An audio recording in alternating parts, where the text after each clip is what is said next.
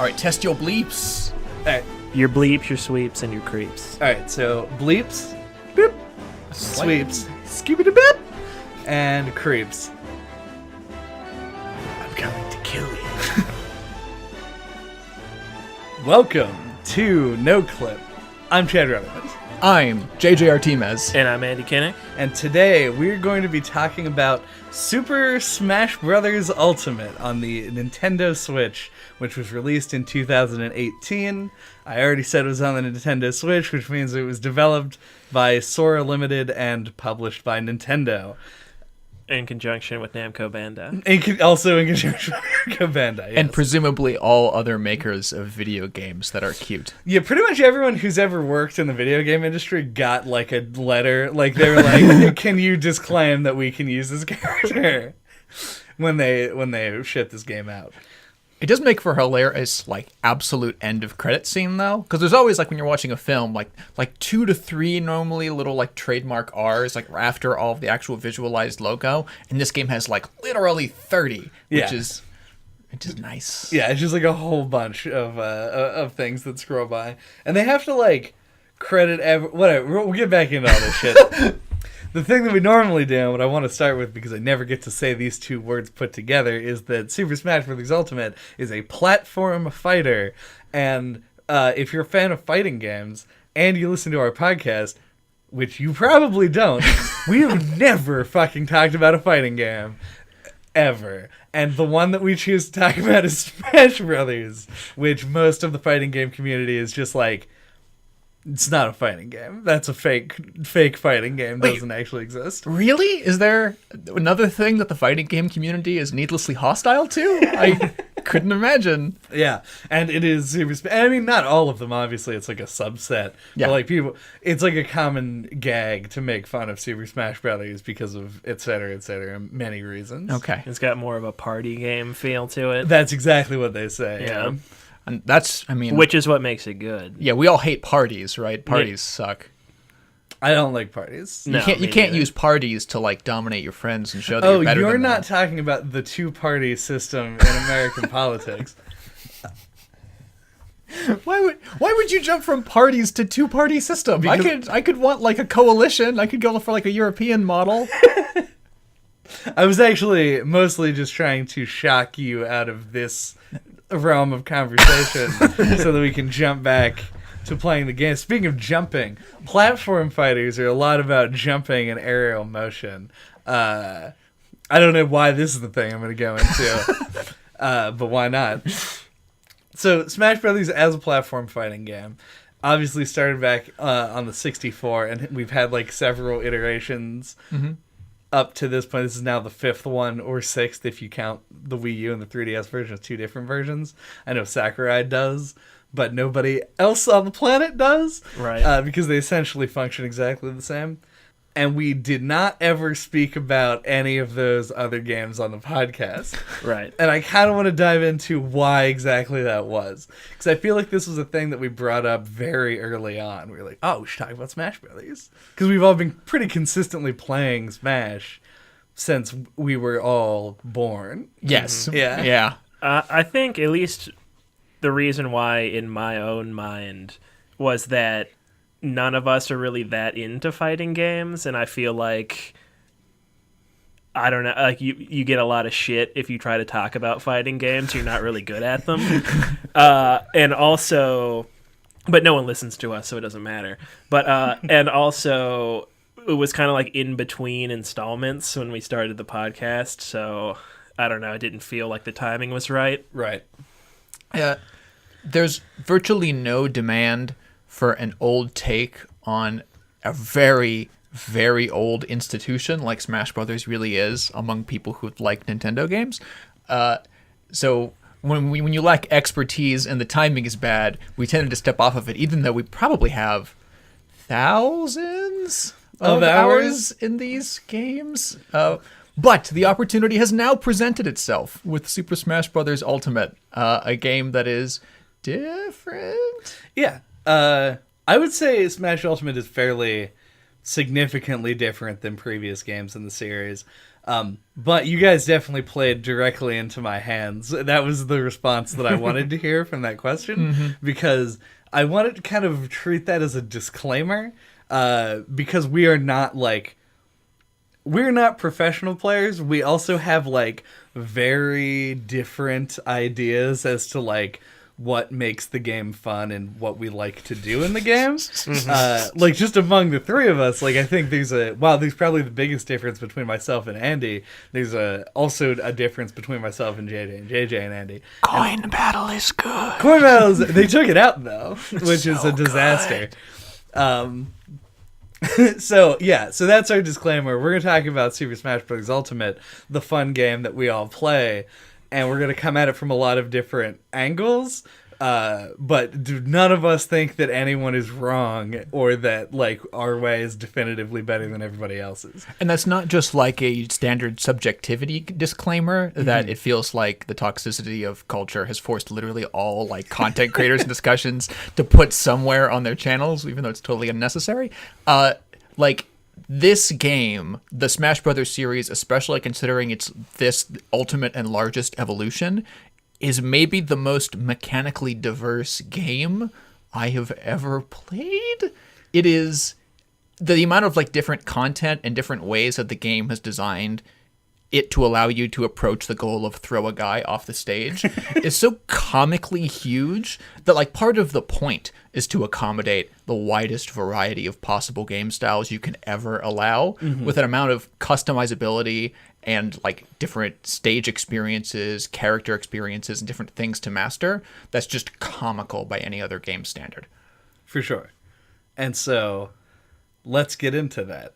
Because that's kind of been like the main discussion around this, right? Like it's huge is the thing everyone talks about it with Ultimate. Yeah. And actually I kind of wanted to all right, start. We're going to begin with what I think a lot of people, in my opinion, now that I've finished it, kind of mistakenly began with, which is World of Light, which is like the biggest new mode that's been added to the game, is what is basically heavily advertised as being the adventure mode of this game, which has been sort of a kind of a little bit of a tad bit of a staple in the Smash Brothers games since Melee. So 64 had like your one-player mode, which became known as Classic Mode, where it was like any other arcade tower, and that's sort of been ported along to every new version. They make their own little like differences on it.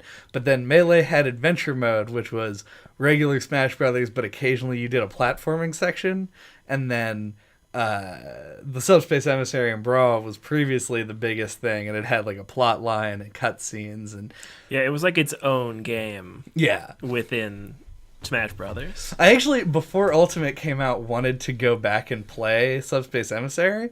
I couldn't find a Brawl disc in we have two cases for Brawl on our bookshelf, and I opened both of them, and just neither of them had a copy of the game in it. So I was like, well, I guess never mind. Your shelf is disgraceful. A little bit. But I looked it up on YouTube, and it's like a 10-hour thing. I was going to say, yeah, it's really long. Yeah, I thought I could just like do it in an afternoon, but that wouldn't have been possible anyway. Yeah, like I feel like I played it when the game came out and then went back to replay it like a year or two later or whatever. And you get to a point where you hit like the halfway mark and you think you're like done. And then you're like, oh yeah, the Great Maze. It's like a whole other chunk of the game. Right. That's like fucking huge. Yeah, it's completely absurd. And that's sort of like a lot of people's, not a lot of people's, but some people's complaint about Smash 4 was the fact that they kind of backtracked on the single player modes. So now we have World of Light, and I'm actually curious how long, because I watched you beat it last night, and you finished it a couple of days ago. Correct. How long did you spend in World of Light, like by the in-game like clock? Just under 40 hours. Okay, yeah, mine was like 30 and change, so fairly close to that. Mm-hmm. I don't remember checking, but I would imagine mine's lower because I'm not like a completionist and did not try to get all of everything. Right. So but I would guess at least 25 hours. Mm-hmm. And that is wild. That there's like a whole 30-hour experience in this game that is mostly just a fighting game. The comparison between World of Light and Subspace Emissary, I think, is really enlightening about the development of Ultimate as a whole. Because in discussions around Subspace Emissary, the more I see people talk about it, the more I'm convinced that what people actually miss about that mode is not the distinct single-player content, like the moment-to-moment gameplay of Subspace Emissary. What they miss is the cutscenes and the character interaction. Right. Like, they just want to see, like, Pikachu, like, slap Marth on the nose or something because you didn't give him a treat. Yeah. Like, you want the silliness made real in front of you. And recognizing that, and that nobody like looks back fondly on like killing the generic enemies that you run through in Subspace Emissary, the development team for Ultimate went, look, we have this ludicrously customizable base system here. Like, we can make every item and every character be in all these different kinds of states. We have a ludicrous amount of characters we can engage you with. So why don't we just use those systems to create unique challenges forever? And that's what World of Light is. World of Light is the like special brawl, but in an infinitely more complex way, mix and matching various kind of motifs and rule sets to create something that's evocative of another famous Nintendo character. And it turns out literally just like putting up a picture of that character and then showing you the match afterwards is enough normally for you to make the connection in your mind of like what this is. Sometimes they even use it for cool jokes, which is good. Presuming that you're familiar with the character, because there were definitely a lot of times when I was like, even after finishing the thing, I was like, I have no idea what this guy's all about. Yeah. But I mean, that's kind of the pitfall. It's mostly the Fire Emblem ones in my experience, because a lot of the simpler characters, like the Mega Man villains, you're like, Train Man. This Train Man deals damage when he runs into you, like Right. a train does. So that's normally enough to connect with it. But anything where Sadly, it's kind of what trains are known for. Yeah. It's like locomotion, yes, but like not for a while. Suicides, everyone associates with trains. I don't. in the modern world, trains have really lost their niche. Like, you no longer think about trains as your go-to way to get things across anywhere, any distance, for any reason. Right. Yeah. But we can address that on my later train podcast. On Train Cast. Where I check it out. mourn the loss of train dignity. This is 2 episodes. No, it's not. Sorry, it's an episode and a half in a row where we've talked about trains. So, But I think it was really genius of them because they knew, and the development team rightfully discusses it as like some kind of straight up miracle, that they managed to get every single playable character back and like over 100 playable stages into the game. And I think that was the right area for their focus for this game. So them saving an enormous amount of time by using something they'd already developed to create pretty much all the single player content outside of the bosses was great. I mean, like we got 40 hours of gameplay that I genuinely enjoyed just because of the diversity of it, from pretty much nothing but the systems they already had in place and the spirits mode. But we could get to spirits later. yeah.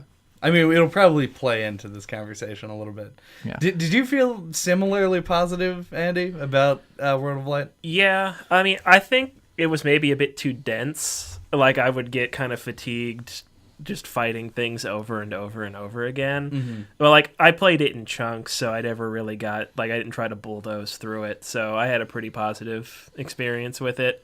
And it is easy as, like, a consumer to be like, oh, I wish they would have had these things that they had in the previous games. I want the coin launcher back. I want the home run derby. I want this. I want that. Break the But- target, stage builder, Yeah. et cetera, et cetera. But overall, like, if you had to pick like the major things that you would want in Smash, that's what they put their attention into. And yeah, I'm also very happy with it. yeah. I think... Oh yeah, also in defense of blind nostalgia about faceless enemies, Yeah. I did like have a spark of like intense happiness when I got the alloys spirit came Yeah. up on the spirit board, where you fight just like regular fighters, but it's the fighters that the alloys are based off of. So you got like Captain Falcon, Peach, Mario, Jigglypuff, and Kirby. And I was just like, this is great. Like I was just like having a blast, feeling like I was playing Brawl again. But that was about it. For the, like, just blind nostalgia. I think, overall, I actually come across more negative than both of you on World of Light, which is good. I'm really glad that both of you enjoyed it a lot. But I did find that, like, for my enjoyment of Smash Brothers overall, that World of Light was too much of sort of the fiddly spirits matching than the, like, fundamental Smash Brothers gameplay that I kind of come for. So even ones that were, like, difficult, or even ones that were just sort of fun, are probably the highlights of it. And there are a lot of things sort of in the middle that were, I just pick something that has a higher number than their thing, and then I hit them a bunch, and then I move on to the next one. It felt a little bit, like, mindless, I guess. Mm-hmm. But it didn't stop me from enjoying the game. It's just, like, there were downtime moments in, like, something that I felt like should have been, like, exciting for each one. Yeah, I think it comes down to the fact that there's just so much in it. Yeah. Like, I almost feel like they could cut the entire first half and just have, like, the Dark World part. Because Right. I felt like that was, like, the part that I remember the most.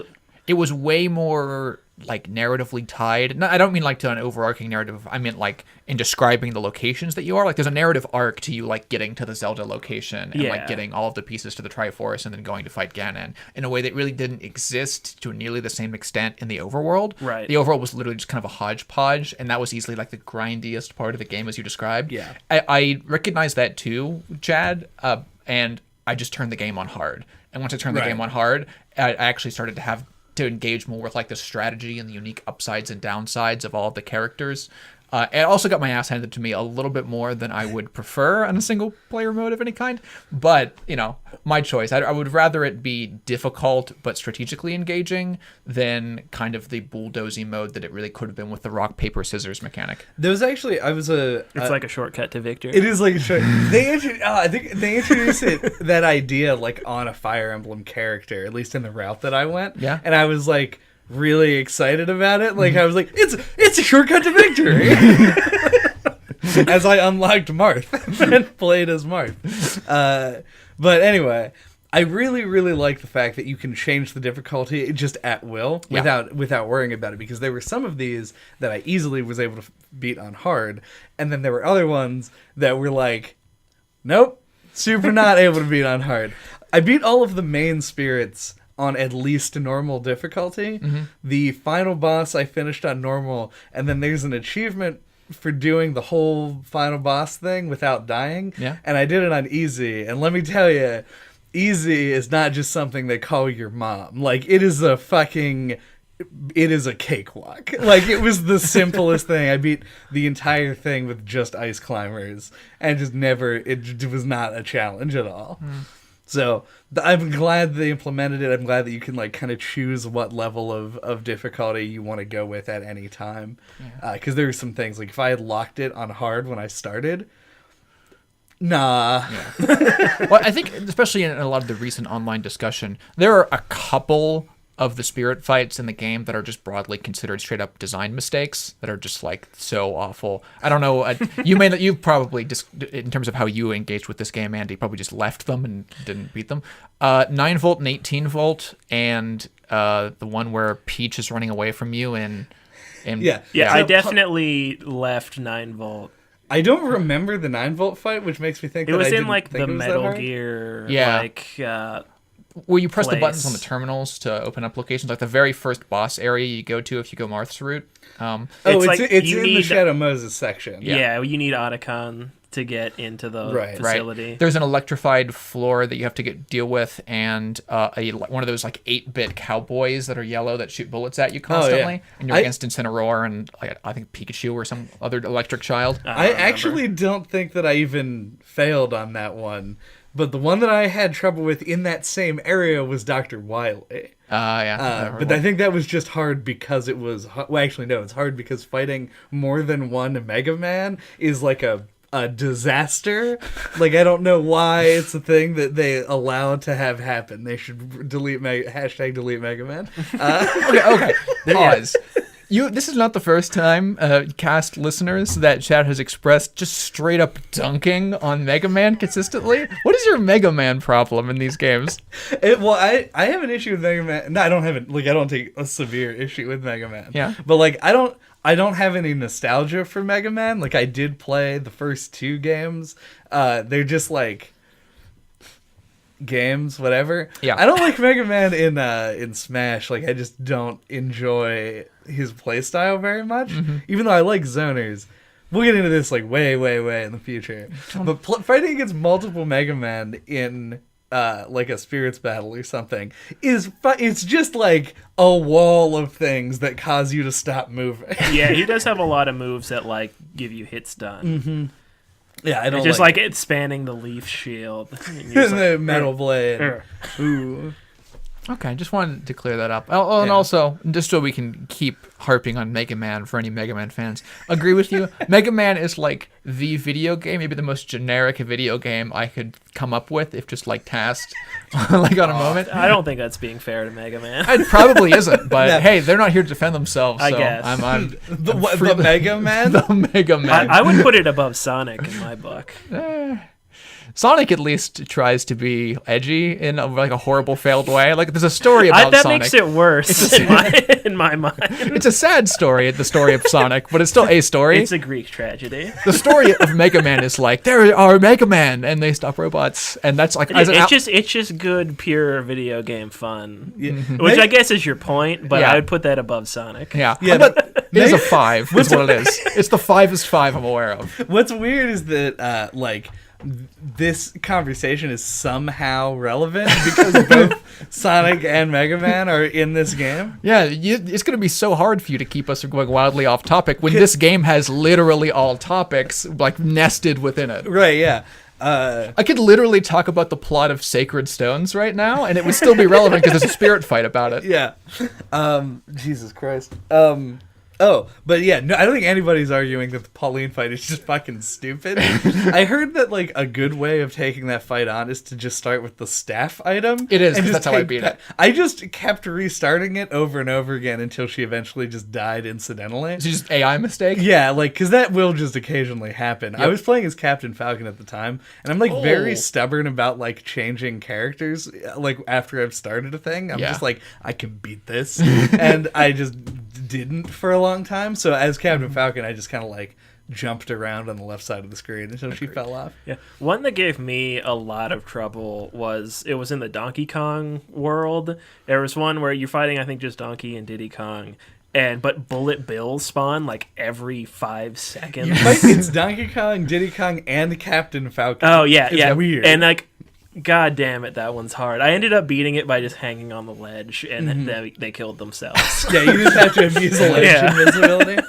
And to be clear about your earlier point, Chad, about like being stubborn and wanting to keep playing Captain Falcon in the worst possible scenario for Captain Falcon, Yeah. I do actually think that is like an important design consideration for the single player mode, because part of what Smash Brothers tries to promote in all of its players is like latching on to a particular identity or particular character that represents you to as much of a strong extent as tons of other character-based fighting games.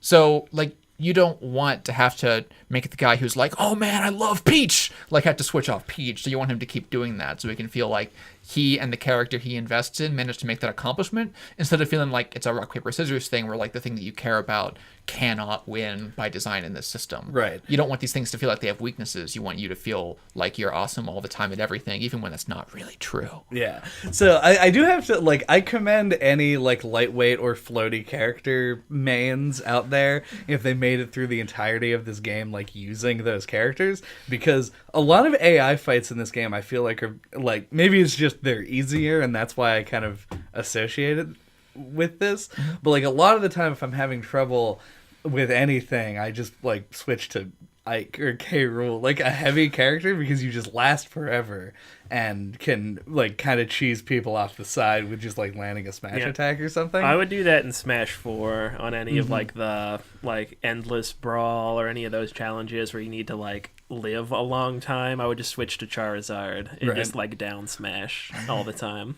After like when did Melee come out? 2001, something like that. I think. Oh God. So after like 2002 maybe. 17 years of treating Jigglypuff as like a tertiary, I feel like I might actually start like maining Jigglypuff based on my experience in this game for whatever reason, because I beat so much of World of Light with Jigglypuff. Like 99% of things that I had any issue with, switching to Jigglypuff just like did it for me.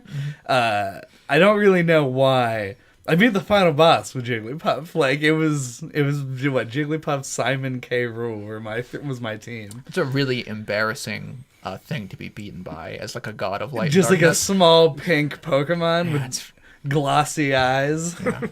Yeah. But yeah, anyone who just made it through like some of the like team fights and shit with like a Jigglypuff, I don't know how. Yeah, but I think one last thing I want to touch on within World of Light itself before we move on to the infinite other systems this game contains is I think the genuine quality of the boss fights, especially the ending sequences. Like I said, they tried really hard to conserve their resources, so pretty much the only things they designed unique content for were some of the bosses, and even a lot of those are straight ported over from prior games, or just assist trophies that with some specialized circumstances that come up. But like, I thought the ending to this mode was like genuinely great. I loved the like secret play as the master hand thing. Yeah, It's really good. I was not spoiled on that, and I'm so happy because Me like too. it was real good. Same. Yeah, I agree that like mechanically the ending was really good, but I thought it was really weird how it just didn't really have an ending. Oh like, yeah, story wise, they didn't wrap up what happens to the endless stream of 'Cause, like, souls. they start with that opening cutscene with all the characters, but then it ends and it's just like all the spirits flying into the sky and the song plays, and that's it. And the song plays forever. Yeah. Like I remember like when I finished the game for the first time, because I've now beaten this fucking game like 3 times. We literally sat there at the end credits sequence I was watching and just cackled. Like when you mentioned how good the game ended, like we like shared a look there because we were like laughing real hard about how like the credit sequence is just really bad. And I don't know why. Like, there's so many things they could have done. Even just, like, not repeatedly showing a vortex of souls leaving the planet. they literally, like, it plays out, and then it, like, cuts to something else. I don't remember what it is. Maybe just credits. Right. And then it cuts back to the exact same footage of, like, the spirits flying into the sky. It's just like, man, they really slapped this together. Yeah. Like, they just didn't have it in the budget, or they didn't have the time to make more. Yeah, I feel like the correct way of doing this would have just been to have played the entire cutscene. Which, obviously, there's just one cohesive scene in there that probably would have lasted for about a minute. Yep. And then played the credits. And then nobody would have thought it was weird. But we were just sitting there going, like, why was this edited together this way? Yeah, like, you sent us a text, like, however many days ago when you beat it, and you were like, I loved the end of World of Light. And I was like, are you joking? But then I was like, oh, no, he means, like, Mechanically. Yeah. Yeah, there's Because no it narrative was to amazing. any of this. Are you No, kidding? but Like, that's just what I thought when you said that. yeah. Yeah. But like, I think they were trying to be like somewhat artsy because I'm almost certain that the actual song that the theme of the game is literally just describing the end sequence of the game. It is, but I don't want to give them that much credit. It definitely feels like they didn't have enough time to end it the way they wanted. Yeah, they didn't have another hilarious sequence like they did for the opening trailer. Well, and another thing while we're on this is all like the character reveal trailers. I feel like they should have like worked those into the story mode. Yeah. Somehow they would have required a lot more story to actually be in there, but like those I don't scenes even think it all, necessarily would. those scenes all feel like they're taken out of a story mode. Right. Like the Ridley introduction where it's like Mario, Mega Man, and Samus like going through like the Kylo Ren bridge. That straight up feels like a scene from Subspace Emissary. And same thing with like Luigi in the Castlevania castle. Well, see, because that's the thing. Like, I feel like the way that because it could have been. I don't think there would have necessarily needed to be more plot. They just could have like put Luigi's unlock in the Castlevania castle, thing. yeah. Play the cutscene when you go to unlock him, and then you do. That That's kind of all a it has thing. to happen. Yeah, because that would have just worked. And Yeah, been fine. I kind of like. I got the sense that would be the case from those trailers, and then was a little bit sad when they weren't. But it's hard to stay sad about this game. Yeah, So, yeah. it's a nitpick. The one other like little gripe that I had, and the reason that I started 30 minutes ago by saying I think people mistakenly start with World of Light, is that World of Light presents what is definitely the most organic and most fun version of the character unlock sequence. Yeah. But it takes 30 hours. Like, you don't get all the characters through World of Light unless you get everything, and getting everything and finishing the game takes 30 hours to do. Yeah. There are characters on the final board, like, to unlock still. And while a lot of them are, like, Echo Fighters, it's still, like, you just won't finish it in a good amount of time. And if you have 30 hours of time to play Super Smash Brothers before even one dude you know calls you up and is like, let's play Smash Brothers, then you're fucked. Yeah, I think they intend you to like switch modes, like, which is what ended up happening for me, where I would like play World of Light for a little while, back out of it, and then when you do that, you get a challenger approaching thing, and then I'd go and I'd like play classic mode, and then unlock somebody else. And I think they wanted it to happen that way, but that's usually not the way people are. They're gonna start the story mode and then want to finish it. So yeah, because that's what happened. Like, when we first got the game, I ended up playing like 15 hours of World of Light, and then like you came over, like JJ came to the apartment and was like, let's play Smash Brothers, and I'm just like, oh gee, I only have like 20 characters of 74. Like, I don't know what to do about this. So I just like kind of grinded out the rest of them like in a night. Yeah, like you started playing, I went to bed because I had to work the next day, and you were still playing when I woke up in the morning. I was still playing until about 2 in the afternoon. Yeah, so yeah. You were really dedicated. Mm-hmm. I do think it's a slight design mistake, as described earlier, to spread out the unlocks of all characters over the totality of the sequence. Because of how much people identify with characters, you can just coincidentally have... It's actually kind of likely for like every single main that you want to play, like 3 or even 4 different characters, to just be gated behind the dark mode. Right. Especially the very end of the dark mode. Like, can you imagine like if you cared about playing as Roy? Like, that would be so sad. I actually was playing Roy. Like, Roy's like one of my like better characters in this game. One of your boys. Well, Roy's one of my boys. And Sweet baby Roy. my sweet baby Roy. Well, it's sweet baby Crom now, but we'll get into that later.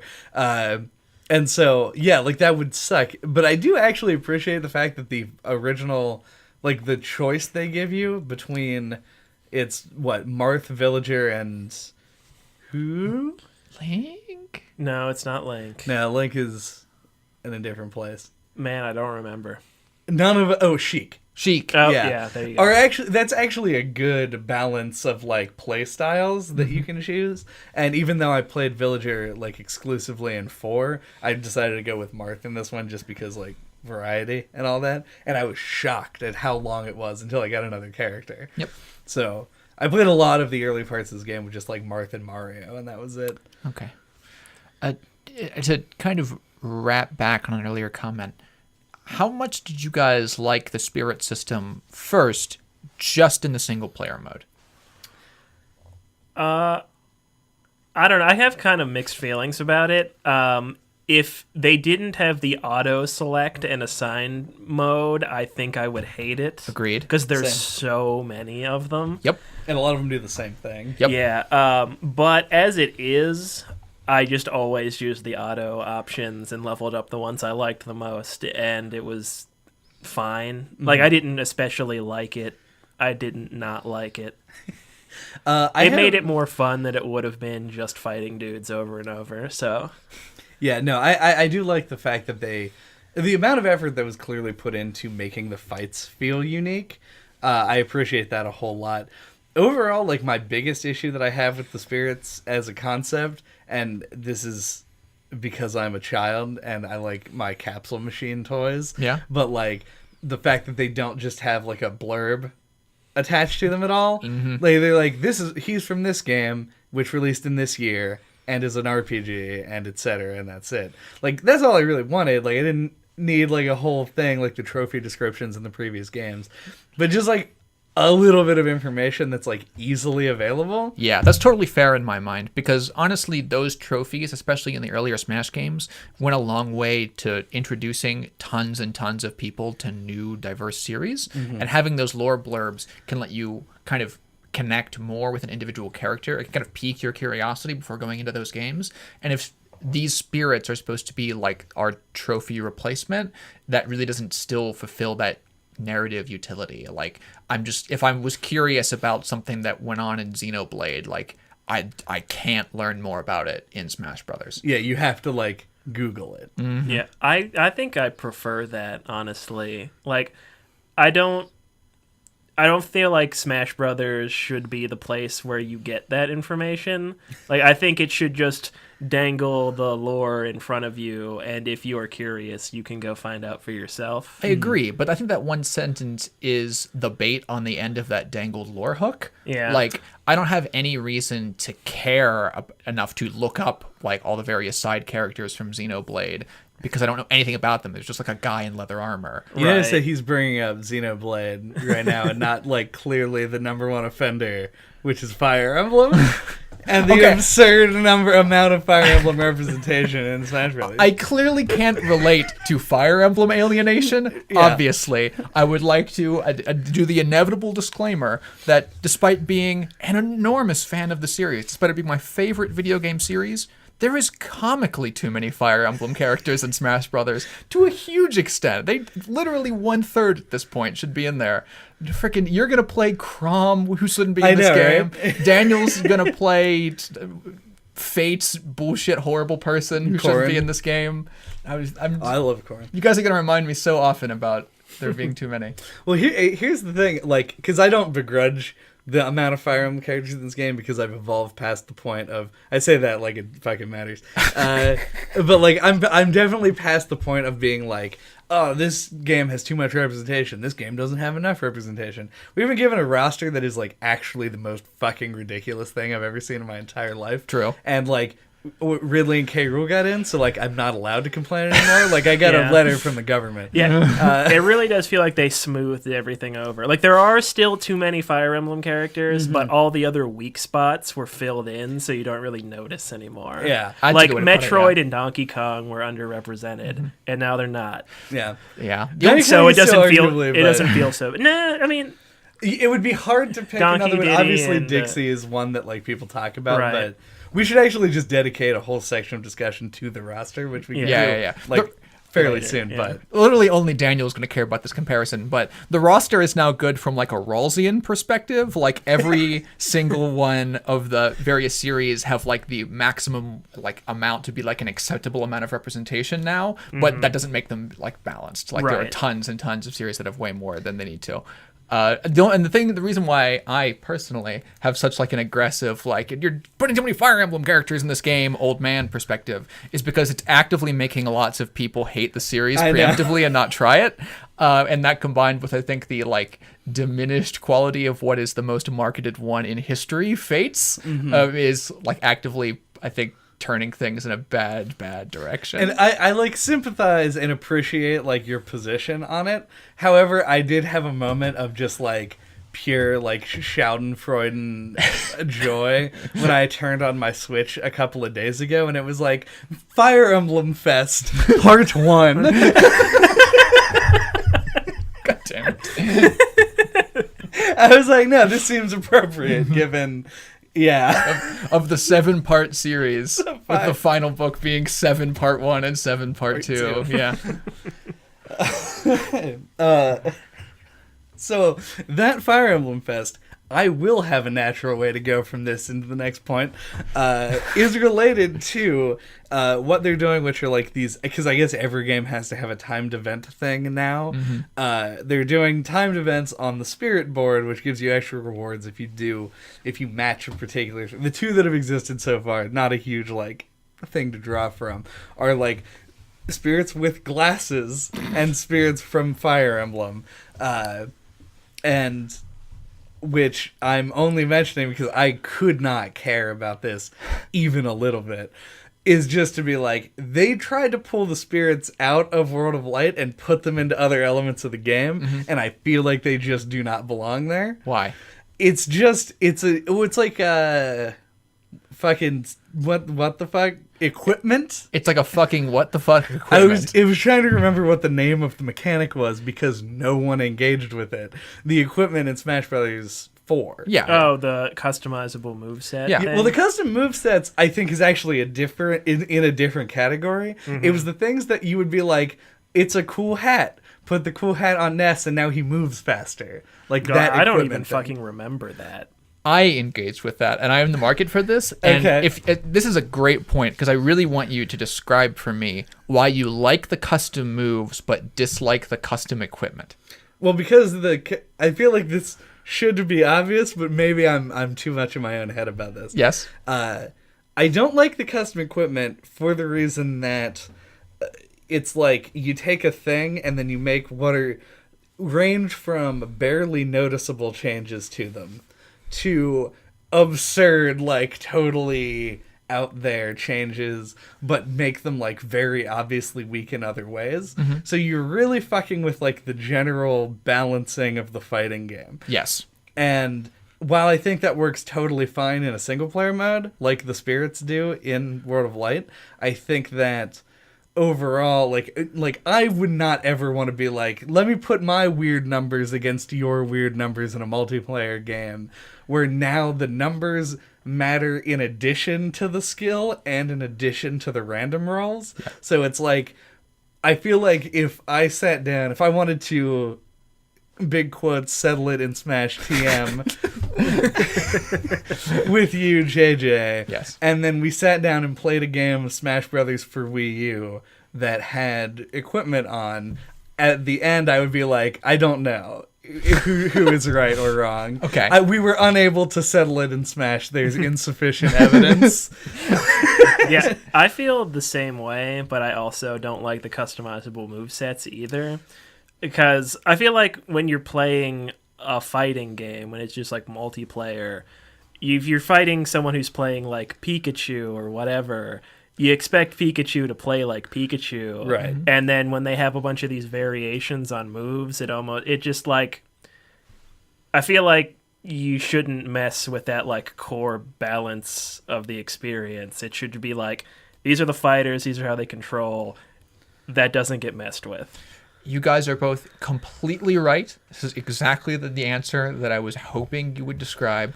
Thank you for listening to NOCLIP this week. What are we talking about now? Every episode. God damn it. It's because the value of this system, of all these equipment systems and customizability systems they keep trying to force people to engage with in this game, are 100% in opposition to fighting game skill testing values. They are not here to allow you to better like test your mechanical reflexibility and your mastery and knowledge of the systems. They are there as agents of chaos and personal expression and nothing else. That is the reason why I have always loved with them and engaged them, and the reason why almost everyone you will ever talk to online will always hate them. Because disproportionately when you talk to people online about a fighting game, they're going to want to engage with this fighting game as a way to get better at it or as a way to show that they are cool. And spirits are not a way to show that they are cool, they are a way to show that you had an idea that you were trying to express. It is exactly like creating magic decks, in my perspective. I think a fighting game normally would not be about or even want you to necessarily care about that kind of customizability. I'm not somebody... Like, I play with items on always. Yes. And I like the random chaos, wacky bullshit from items. But I like that because it's like a layer on top. Yeah. I don't like the idea of changing the way the characters themselves control. There's like, I don't know, it's even more complicated Right. than just I want to take it seriously, and I don't. Right. But there's a point on a spectrum, you realize, right? Because every competitive person is like, fuck items. Right. Because of the random elements they involve. The more I play Smash Brothers, and I literally have been playing since like 1996 when the game came out. Fuck items, because it doesn't change the way that the characters individually play. It makes every character not matter anymore. Like, everyone is just a body that explodes and flies off the side, and nobody knows why or how it happened. That seems a bit extreme. It is a little bit extreme, but That's a lot extreme. I feel like in order to engage with the game with items, especially with items on like high or whatever, is just like, who is the better person at identifying important good items and going to get them and use them before everyone else. Like, your character's moveset matters very little. But this is why, because this can be its own thing that we talk about. Yes. I think, to segue it a little bit, I think that's kind of the reason why I like custom moves but don't like the other ways of doing it, of changing the base gameplay, why I don't like items and why I don't like equipment. The custom moves just give like kind of a spice onto it, because most of the custom moves in 4 weren't significant departures, with the exception of like the Mii fighters and Palutena, who were like designed around the idea of like having interchangeable moves. It was like Pikachu's up B now does more damage, but you can only zip once, like stuff like that. Yeah. Where it was like just a little bit, enough of a change, and some of them were broken, but like if you're playing with custom moves, who really cares? And so you could still do the same kind of thing, but like maybe you'll like pull out a wild card. Right. But to us, that change is really meager. The difference between Pikachu being able, like the distance Pikachu goes on one of his flashes on his up B, like, I will never care about that, despite the fact that I'll play this game for 20 years. But like, that's an absurd difference to anyone who's trying to play this game at a truly competitive level, right? Like, that completely throws off any kind of predictability that you have for the characters, even more so than lots of the other like items can in a particular scenario. I mean, that's why customs are off in tournament rules, and in 4 anyway, the Mii fighters were locked to 1-1-1-1. Right. So here's a good, I think, explanation of a circumstance where I think it makes the value of that kind of spirit system and customizability clear. I think we would be ridiculous not to allow those spirit systems in our custom Mii fights when we train our Mii fighters. I think not only should we do that, it should be like required for like the little amiibo fights. Well, I don't necessarily agree, but the only reason I don't agree with you, because obviously custom amiibo fights, I don't think anybody's like, well, actually, I'm full of shit. There's an entire community of people who hold amiibo tournaments. I found this and it's awesome. Yeah, so they're currently, I actually read up on this rule set. They're currently not allowing spirits because it's too unpredictable, and they're still trying to learn how the AI learns. Right. But they will definitely allow them in the future. The reason that I didn't do it, now I'm explaining why what I'm doing in 4 hours from now, casually in the company of friends on a podcast. The reason I didn't do it is because I feel like I didn't know what was going to happen, and I didn't know if anyone else would have done it. It's a real easy thing to remedy. I just go like, here, eat metal face, and then we'll see what happens after that. Yeah, fair. We're in a testing phase right now, but the reason why I feel like that example is so emblematic of the value of the spirit system is because when you're using these like trained AI amiibos, it is completely divorced from your skill or trying to like compare one another to you, except for like maybe if you're like the better coach in the way that like stepdads get competitive about kids who played soccer and sports and shit. But like it divorces you. I'm 100% gonna be that guy, by the way. I just want you to know. Good. But like it divorces things enough from your skill that I think it shows the value of literally trying to like raise a specialized thing. And think of how like hilarious it'll be if we find some kind of like crazy combination, because the possibility space is so wide, even though you're limited in the number of differences you can create in a particular character, but the amount of things you can pull from for that small set is fucking enormous. Yeah. So like I said, it feels like magic to me, especially when you're playing it with amiibos, because the possibility space is so wide. Right. And that excites me deeply. And while I'll have to come to terms with how wrong all of you guys are about the way that you play Smash Brothers Oh. and your hatred of coin battle and timed battle and your use of stock in multiplayer and other bad things. I agree with you on the stock thing, but also I feel like let's take a break. And then when we come back, let's talk about Super Smash Brothers multiplayer, literally the most like iconic and important part of this video game that we spent 45 minutes not talking about. And it's time for our first NOCLIP cliffhanger. Yeah. And then we're coming previously on NOCLIP.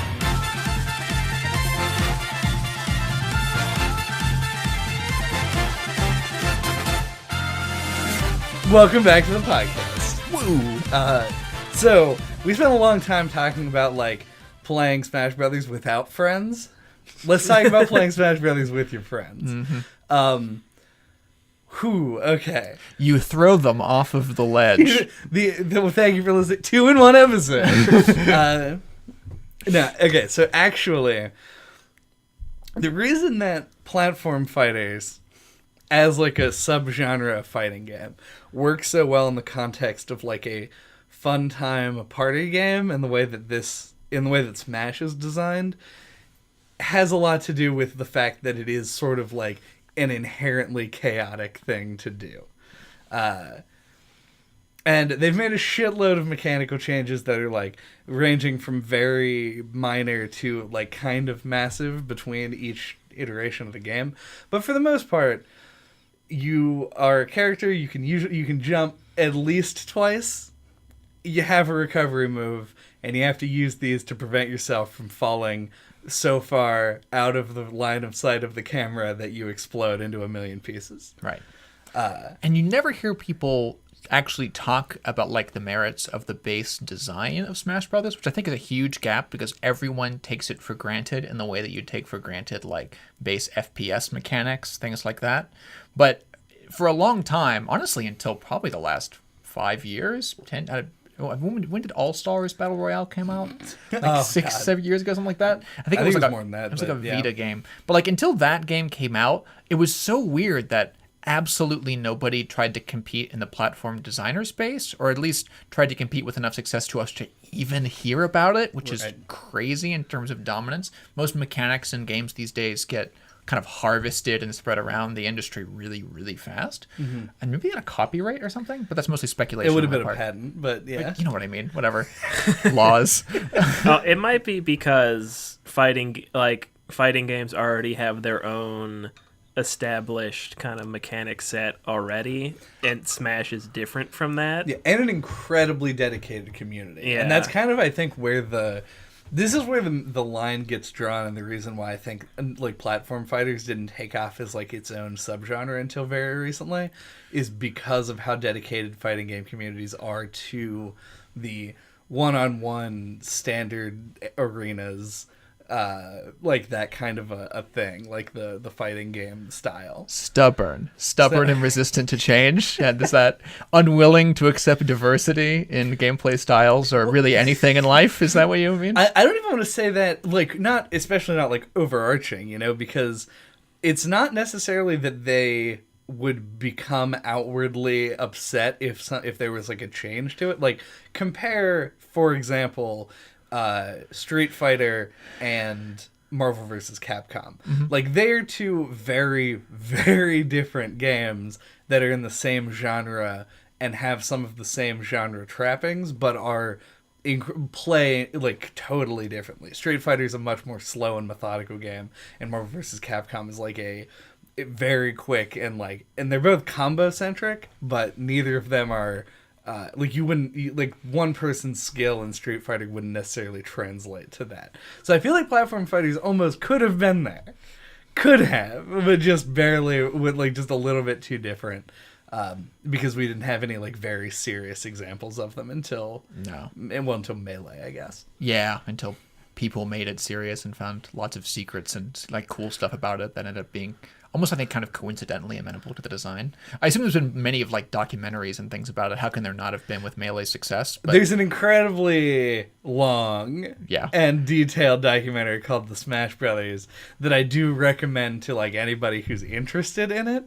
But it is nitty and gritty. Indeed. And and to get deep in that muck, I've always been curious whether some of the inclusions that really made early Melee play so deep were intentional or not in Smash Brothers design. Like, was wave dashing intended? no, the understanding that I have of it is that a lot of the things that make that like a lot of the tech that you have to learn to play Melee is a lot of things that are unintentional, which is why Smash Ultimate is such a, in my eyes, is like the developers really trying to appeal to every Smash Brothers player, because there's Melee tech in this game that is definitely very different than the way that it's executed in Melee. Yes. And is obvious intentional design. Yeah, executed isn't even the right word. Tech was like coincidentally present in Melee, and now it is executed. Like, it is now a thing that they wanted to put in that people are trying to discover, which is an interesting new challenge, especially from a developer's perspective,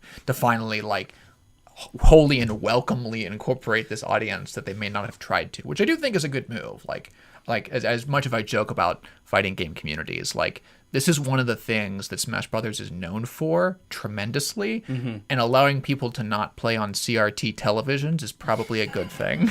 The barrier to entry to become like a Melee player is like becoming comically expensive now, because like you can't really play Melee competitively without a CRT to some extent, and like there's even like some like weird controller things that people have where like there was a defect in some controllers that allow you to like backdash faster, which I like learned about this like a month ago. Jesus. And I was like, this has been a thing for 11 years or more, that this was a known quantity, and that's just wild to me. Agreed.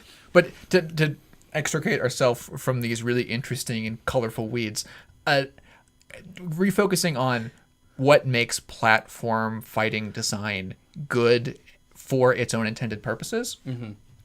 Number of things. Platform fighters are specifically designed and iterated for multiplayer because they take up a whole lot more screen real estate, and because winning is all about moving your opponent by force, is designed to create a whole lot more variability in literally just where you are on screen at any given time. You could be flung in a bunch of different directions, and you're constantly trying to move in different ways, in contrast to the more very focused experience of a fighting game where it's more about prediction. Obviously, these are incorporated here too.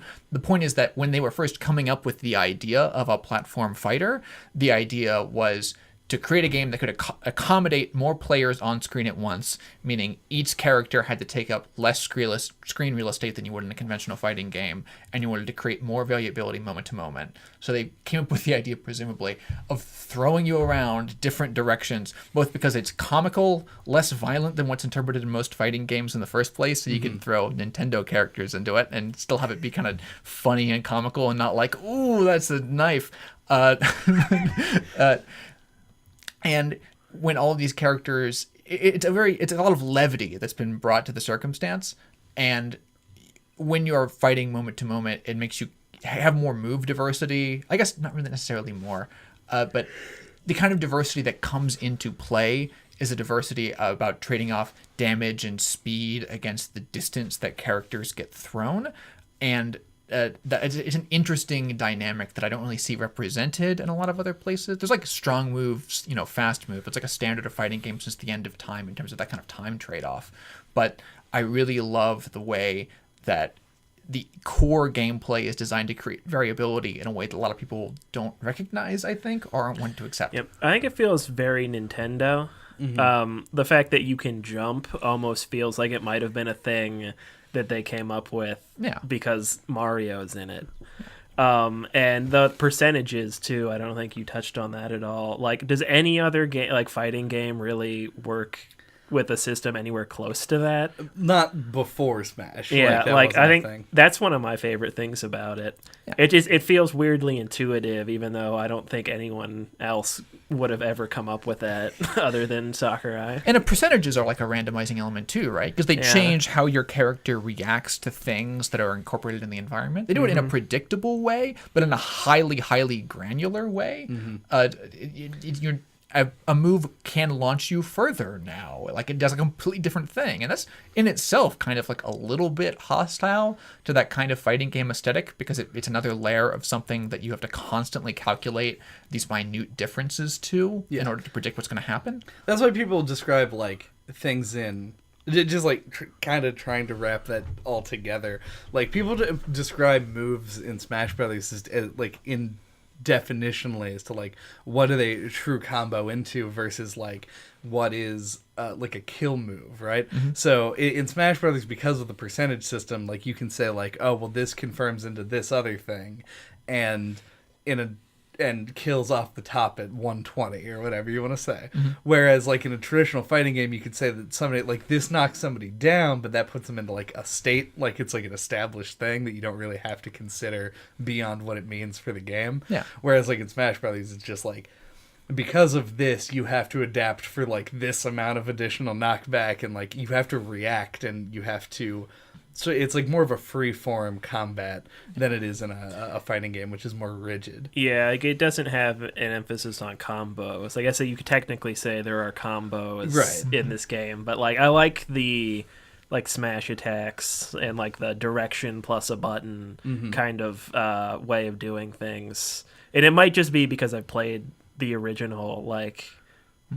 But like I much prefer that to like a traditional combo system personally. Agreed. And this is not meant to be demeaning at all as much as I joke about these things, because the systems in fighting games are designed to emulate the kind of like prediction games that and in reaction time that they want to forward in those systems. Right. But in Smash Brothers, it really does feel like a transition between one-dimensional movement and action to 2- or 3-dimensional movement and action, because there's more physical real estate and location on the screen that you have to care about than in like a conventional game like, say, Soul Calibur, because that's the one that I'm most experienced with. Right. And the actual effect of the moves that you are executing on goes from a one-dimensional prediction to this kind of like 2-dimensional gradient or scale. It also plays into the fact that we're talking about Smash Bros. Ultimate. We're kind of talking about everything, but specifically in Ultimate, we're talking about 74 characters, up to 80 characters, maybe more in the future.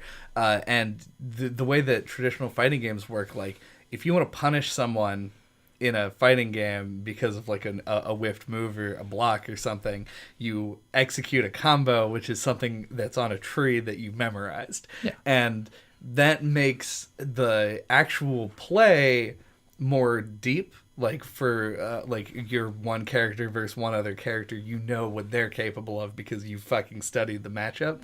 Whereas in Smash Brothers, it's a lot easier to like put in big quotes main multiple characters, and everyone who is like competitively competent definitely does, and a lot of people who are casual main even more characters than that because like the amount of depth you have to go into to beat your friends is a lot lower. So the simplicity of the controls and the fact that you don't have traditional combos, like a combo in Smash Brothers is, does this move put them into hit stun long enough for me to run up to them and then do another move? Like it's way less about like executing on a tree and more about like seeing what your opponent is doing and reacting to it in a way that's like beneficial to you. It's important to recognize that even with the Smash Brothers mechanic set tuned as competitively as possible, which is of course no items, Fox only, Final Destination, there's still The meme has to be inserted Yes. at some point. Yeah.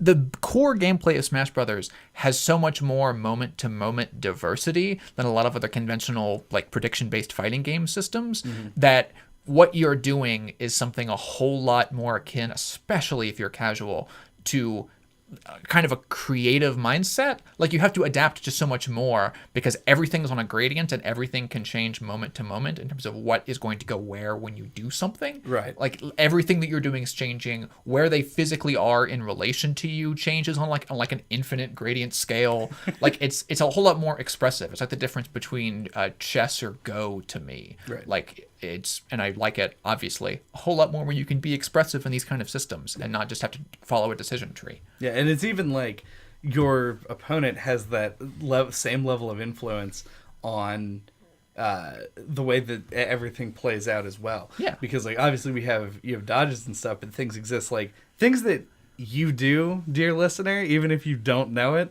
like DI, directional influence, where like when you get hit and you're flying towards the edge of the screen, subconsciously you're holding the control stick in the other direction, and that actually does influence the way that you move. And like knowing about that makes like the smaller interactions allow you to have a little bit more like room to breathe.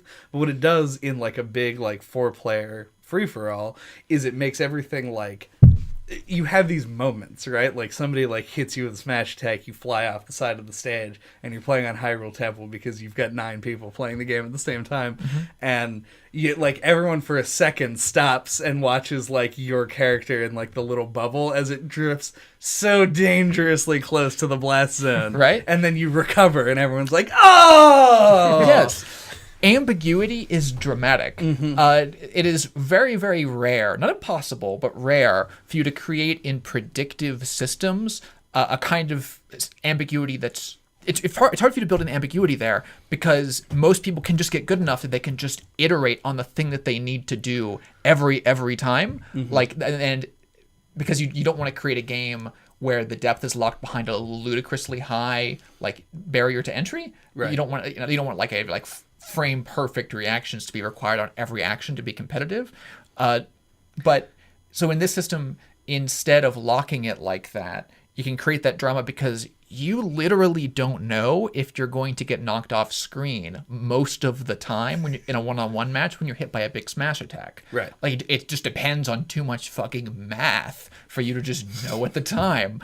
And like spacings are relevant because of the way damage systems work. Like it's hard for you to know whether you got tipped by Marth on a particular knockback or not until you know whether you're dead or not. And actually, that's cool. in this game, when you get a tipper with Marth, it actually has like a red damage indicator. Ooh. Yeah, I think so. I've been trying to. This is something I could have easily Googled, but like I've like now associated the thing. I think you're right. I Yeah, think it has like a strong hit. this one. The point is that it's determined, but it's determined in a way that's complex enough that it creates the kind of drama you normally see from random systems. Right. Right. And the recoveries add to that as well. Like you never know, like if you might be a little bit too far away to get it. Yep. Yeah. Or you like, Or someone might jump off and down smash you and kill you. yeah, You know, like there's a lot of variability in a lot of other ways as well. It's all the benefit that you'll get from skill mastery because you can. I mean, theoretically, you become a cool enough person, you'll be able to know exactly how far you go when this happens. And that's, where you get high-level melee play and like that kind of competitiveness from is trying to master all of that complexity in the systems. But you get to still feel like you have absolute influence over what's going to happen without knowing what's going to happen. And that's cool. yeah, and that is like not to diminish like the classic like the Evo moment where the guy parries Chun-Li's special like 14 times consecutively, and that's what I'm referring and they retaliate. to. It's like that is very cool, but like that is based solely on preparation, understanding of the matchup, and hard reads. Yes, and like that is not what Smash Brothers is designed around. Yeah, and I think that's really kind of what the divide is too, like that we were alluding to before, is that like this game is designed around a certain element of randomness. To the point where like you can enter a character or enter a tournament playing as a character who has a side B that will very rarely just kill anyone in one hit. Like that's a real thing that exists in this game and is legal. in tournament play because they accept and understand the amount of randomness that plays Right. in, and that's what makes the game so fun to watch. And it's not even like, it's not the heart, but like it's not even all about randomness. Like this game has just enough numerical complexity in it that it can simulate randomness on a moment-to-moment basis. Like an unknown, you know, what's the old phrase about like science fiction? Like sufficiently advanced technology appears like magic. Smash Brothers in its base mechanical systems does that with just like predictability of actions, and that's cool. Why did you both look at me? I don't know. We hate you. Yeah. No contest. I kind of want to, because I'm going to get into this, and I'm going to get my ass fucking handed to me, Yeah. and then I'm going to cry, and then one of the podcast. Okay. But not like this episode forever, when I no longer have any friends. But part of the randomness that's in Smash Brothers, right? Yeah. Is influenced by a couple of things, and there is as you've mentioned before, and even before concerning spirits or equipment or custom moves or any of that. Yeah. Just in a regular fight, you open the package of the game, put the game cartridge into your console, go to Smash, pick your characters, hit go. There's an absurd amount of random chance that happens in any match from default settings. Stages have like insane, crazy shit that can happen, ranging from like pretty small, like Peach's Castle, there are buttons that show up that can create platforms, and that's interesting. Or like Guar Plains, where Metal Face can just like fly across the screen and just obliterate somebody out of nowhere, are both like interesting things that occur in the game. And then also the addition of items. And I want to talk about items not just because I don't like them most of the time, but like I even like within the subset of items that are in the game, I think there's some that are like stupid and others that I think are really cool and interesting. And so I don't know, like, but where we want to begin on that. I mean, it's such a can of worms. It really because, is. like, as somebody that likes items, there are certain ones that I always turn off. You know, like everyone has their preferences, and I really like the items, but I don't like the stage hazards. And there might be people who feel the exact opposite. Yeah, like it's just there's like we've been saying about everything else. There's so much variability that it makes it kind of difficult when playing with your friends because you have to like go through and be like, okay, what does everybody agree on? You know, like it takes like a 25-minute setup time. Yeah, for like every fight where you're just like, huh, in that last game, Boss Galaga got me like right before I jumped back onto the stage, so like turn that one off because I'm angry at it right now. Like maybe we can turn it back on later when I'm feeling more akin to it. But the problem, one of the like fundamental tensions that you get in casual multiplayer Smash Brothers play is that any game can only have so big of a budget on player attention. Like you have so much amount of things that a player can notice at any given time and feel like they've understood enough to react to. And that's smaller than you'd often think, but that's in tension with a lot of the actual appeal of Smash Brothers as they market it is like crazy, unpredictable madness and chaos happening everywhere. You got Kirby putting this guy in a pot and he's roasting him, because the chaos and the zaniness is something that they've intentionally leaned into. They are constantly running up against the maximum amount of things you can have happen that until it starts to feel unfair, because it starts to feel unfair when it becomes physically impossible for you to notice everything that's going on. And that's why a lot of people, even to this day, still feel like 8-player is a meme, like it's not fun, because what has happened there is that the number of players have surpassed that person's attention budget. It becomes impossible for them to realize everything that is going on, and that makes you, with the moments you die, feel random instead of like a mistake, even if they are a mistake. I like that your argument here, your description of this, is in a way painting me as like I am attention bankrupt. I have the attention span to understand what is happening between exactly 2 players with no variability, no final smashes, no items. just like on a flat plane. It's not even span, because span is like length of time. Right, It's yeah. like attention width. It's like the size of your eyes and that you use to interpret all of this. Yeah, but I think there are two things. One, 8-player Smash is a meme. Don't do it. It's bad. If you have like 5 or 6 people, maybe play that. Just I think so people the don't have to biggest sit out. biggest issue with 8-player Smash is just how far the camera zooms back. Like Yeah. it just is hard to see everything. Mm-hmm. Yep.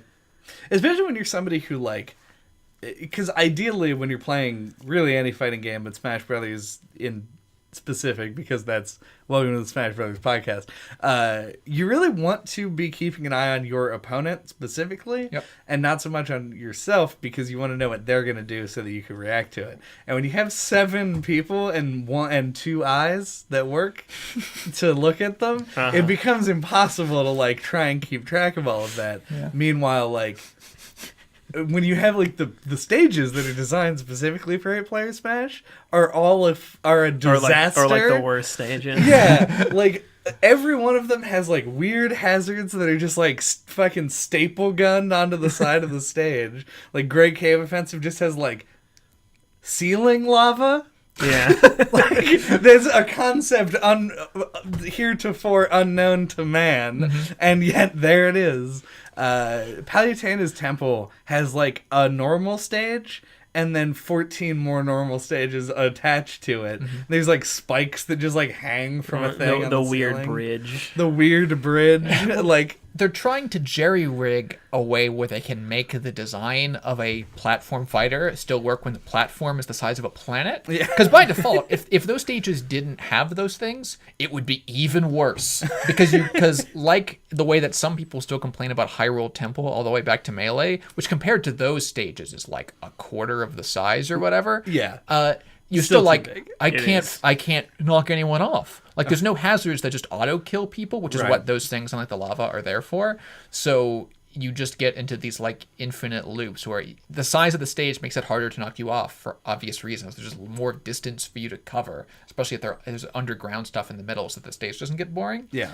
Uh, Which, just for the record, if you're into if you have fallen down the rabbit hole as far as I have and need to know anything about the classic mode metagame, if you're trying to get a 9.9 and you have a route that includes one of these stages, give up. Because your fight will go on forever and you won't be able to get a 9.9. Yeah.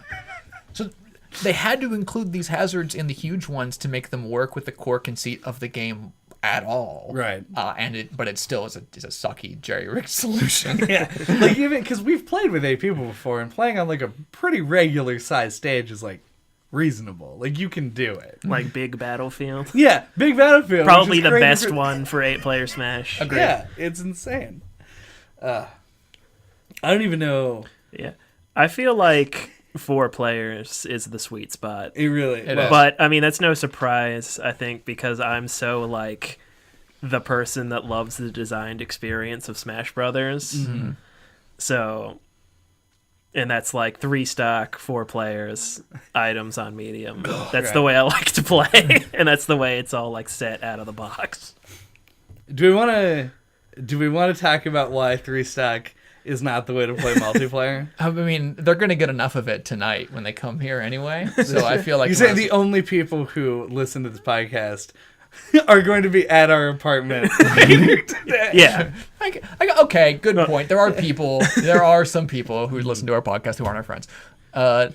So are you guys going to force me to defend Coin Battle and become the Coin Battle pariah? No, because realistically, the coin battle is good for the same reason the time battle is good in a multiplayer scenario, in that it like actually like the winner of the game is the person who participated in the most stuff and did well in like a high percentage of them. Mm-hmm. But coin battle is bad, and the reason the coin battle is bad is because the amount of particles on screen is so insane that like it's just a visual disaster to try and figure out what was going on. at any given time. I agree there's room for improvement in coin battle. Thank you. That's what I needed to hear. Okay.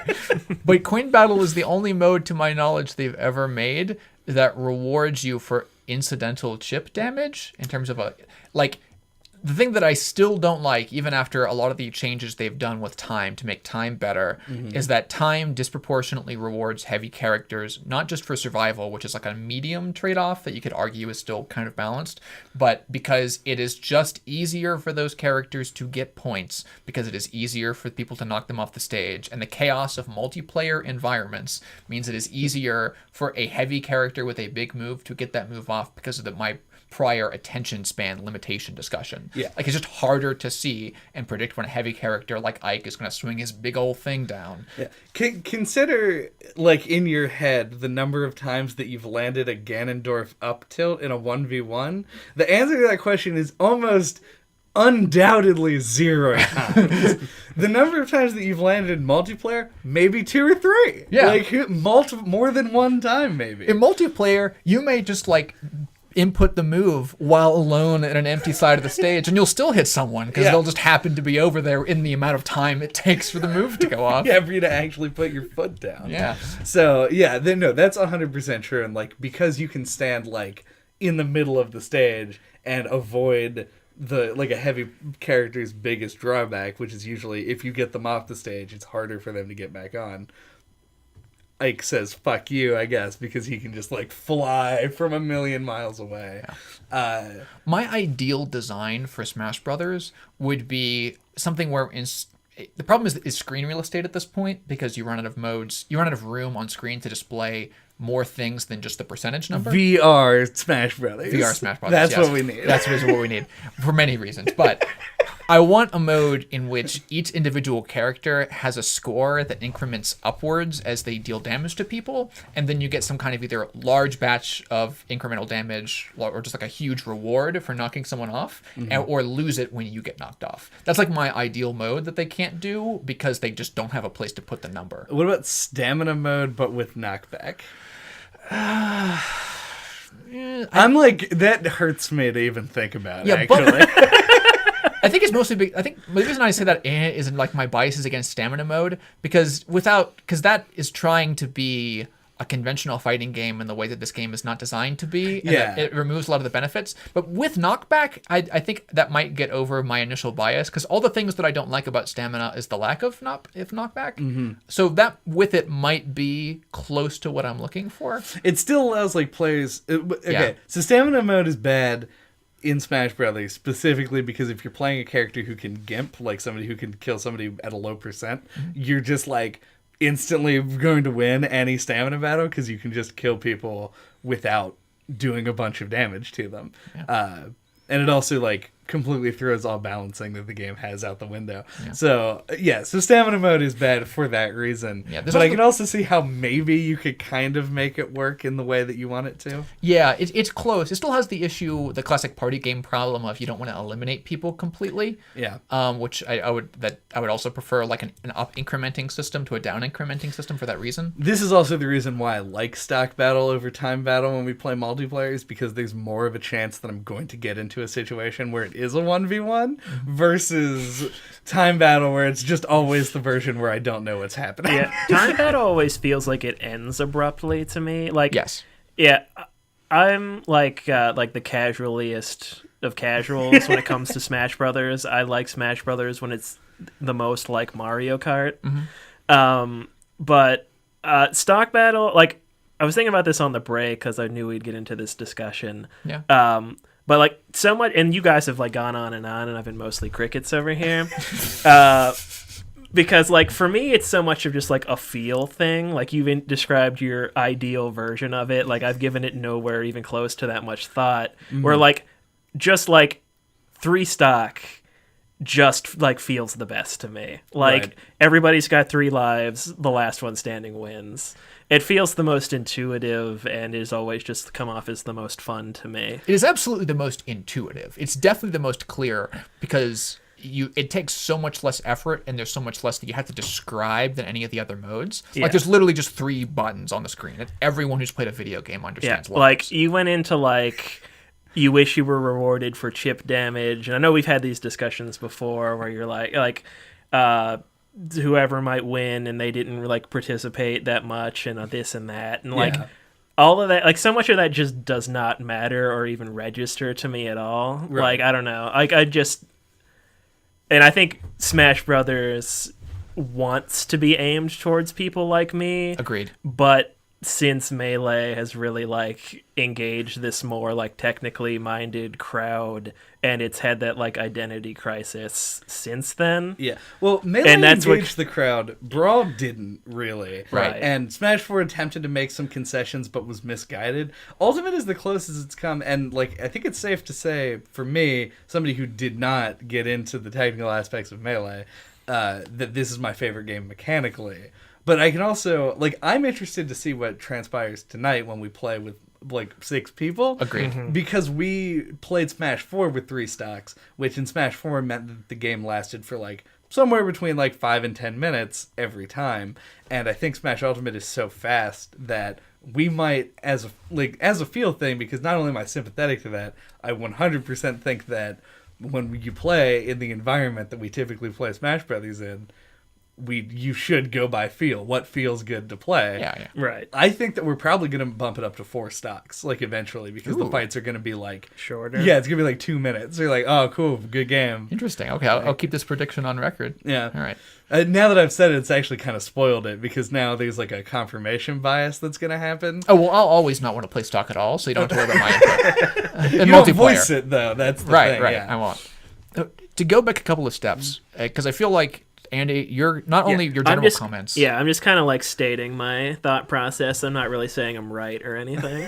I genuinely do, though. I think that everything you're saying here is quite genuine to like the core experience of this game, especially in terms of why so many people immediately gravitate to stock over time battle, even though the game was kind of designed initially around time. It defaults to time. Yes. Yeah. I think part of the reason for that is that time battle is very bad, even now, at allowing you to see the relative positions of the players. Here's the comparison I'm going to make. Like, matches in Splatoon, most of them, like especially like the turf war battles, don't have an immediate win condition. Like, even in Splatoon, if you cover the entire ground in your color, if there's time, that doesn't mean you win, right? If there's time, people can come back when like in a crazy circumstance. But it doesn't feel abrupt when games of Splatoon end on time. And I think the reason for that is that the 1 minute warning. Well, not just that. That would be appreciated, but Splatoon has a crystal clear way of declaring who is in the lead at any time. One of the clearest ways I've ever seen in any system in any game is Splatoon system for that. And I think Smash Brothers time mode has historically had one of the worst systems. It's like almost intentionally tried not to let people know who's in the lead so that bad people don't feel discouraged. Right. But that has other costs that have, once people started to play it more and more, almost made them immediately drop the mode. I that kind of lack of clarity is what makes it feel abrupt to me. There's no narrative because you just don't know everyone's relative placement. And one of the solutions that I'd want in perfect Smash Brothers mode is that kind of clarity. Well, there is score display, but like it requires you to sort of like check down in like a scenario where most of the time you aren't going to be doing that. You do it on stock most of the time. Yeah. Well, I mean, I've definitely died and been like, whoops. Yep. I died. Yep. We've all been there. Yeah, but yeah, I don't know. I feel like they've actually made strides to make time battles a little bit more amenable. They have. But we'll see how far the casual meta goes to going toward a more like perfectly competitive version of all stages, all hazards, all items. But I feel like we won't. I feel like there's a stubbornness. I feel like there's a stubbornness is on both sides of like the Smash Brothers community to not be amenable to the other half. Yes. And that kind of saddens me because I feel like Smash Brothers is a happy game for fun times. It is 100% a joyous place for joyous people. Yeah, and whether I'm playing in competitive 1v1s, like booting up quick play and like I'm just going to say we aren't going to talk about the online because it's in like a massive state of flux right now. Yeah. And because I'm pretty sure I'm the only one of the three of us that's engaged in it. Agreed. We played together. Oh, I meant the online, like the quick play, like the Oh, play like- with strangers Gotcha, version. gotcha. Yeah. I feel like everything that we say, we can talk about like net code, but I feel like that's not traditional NoClip discussion. It's and Nor should it be. conversation. And anything that we say here might change in 6 months Yeah. significantly. Yeah, but like when I'm playing in quick play and I'm playing against another person, I'm usually fine with whatever rule set ends up coming up. They've made it more consistent that when I go and play online, I'm going to get like an FD or a Battlefield, no items, 1v1 type match, which is what I'm normally looking for. But I played like 50 or so matches that were just random, like what's gonna happen, and like would just arrive and be, and I at the end of the match, normally I felt like I had a pretty good time because I enjoy engaging with Smash Brothers, and I feel like a lot of the community could probably be made a little bit like less embittered if they accepted both sides. Agreed. Yeah. Like- Well, the whole like melee, I feel like a lot of it comes back to that where melee came out, everybody loved it, and then Brawl came out, and it was slower, it had the tripping, and then it had like you could use the GameCube controller, so that like engendered loyalty to the GameCube and melee even more. And like there's been like a splint, like every iteration I feel like has caused more splintering of the fan base, and I think that's where a lot of that comes from. Yeah.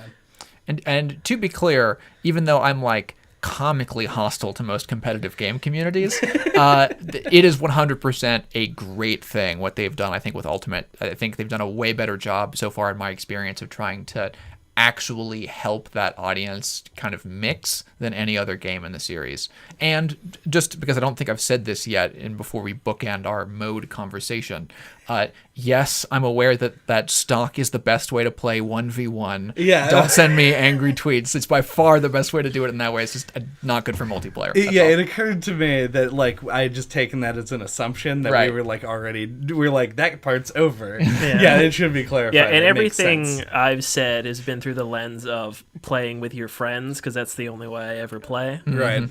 So I want to, and this is actually going to be a little bit weird for me to like mention a competitive player and not mention like any other. This is, I just want to like mention, as you were talking about how Ultimate's done a good job of actually causing the mix to happen. It is the mixture that it is super successful at, because the competitive community itself is still a little bit torn on it. But I do want to like at least call out, there's a guy whose name is Leffen. He's a player of, he was a Melee player, and he's been playing Ultimate like as the game has come out, and has really kind of like carried the banner to be like, hey Melee players, this game is also good, like, because he's somebody that people take seriously in the community, and he's also talking about how good of a game Ultimate actually is.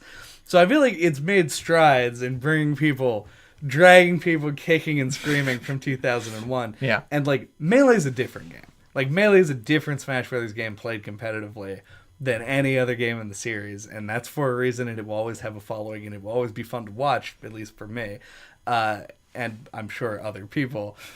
But I feel like Ultimate is really trying to be Melee too, and is doing a better job of it than I would have guessed. Agreed. Yeah. Yep.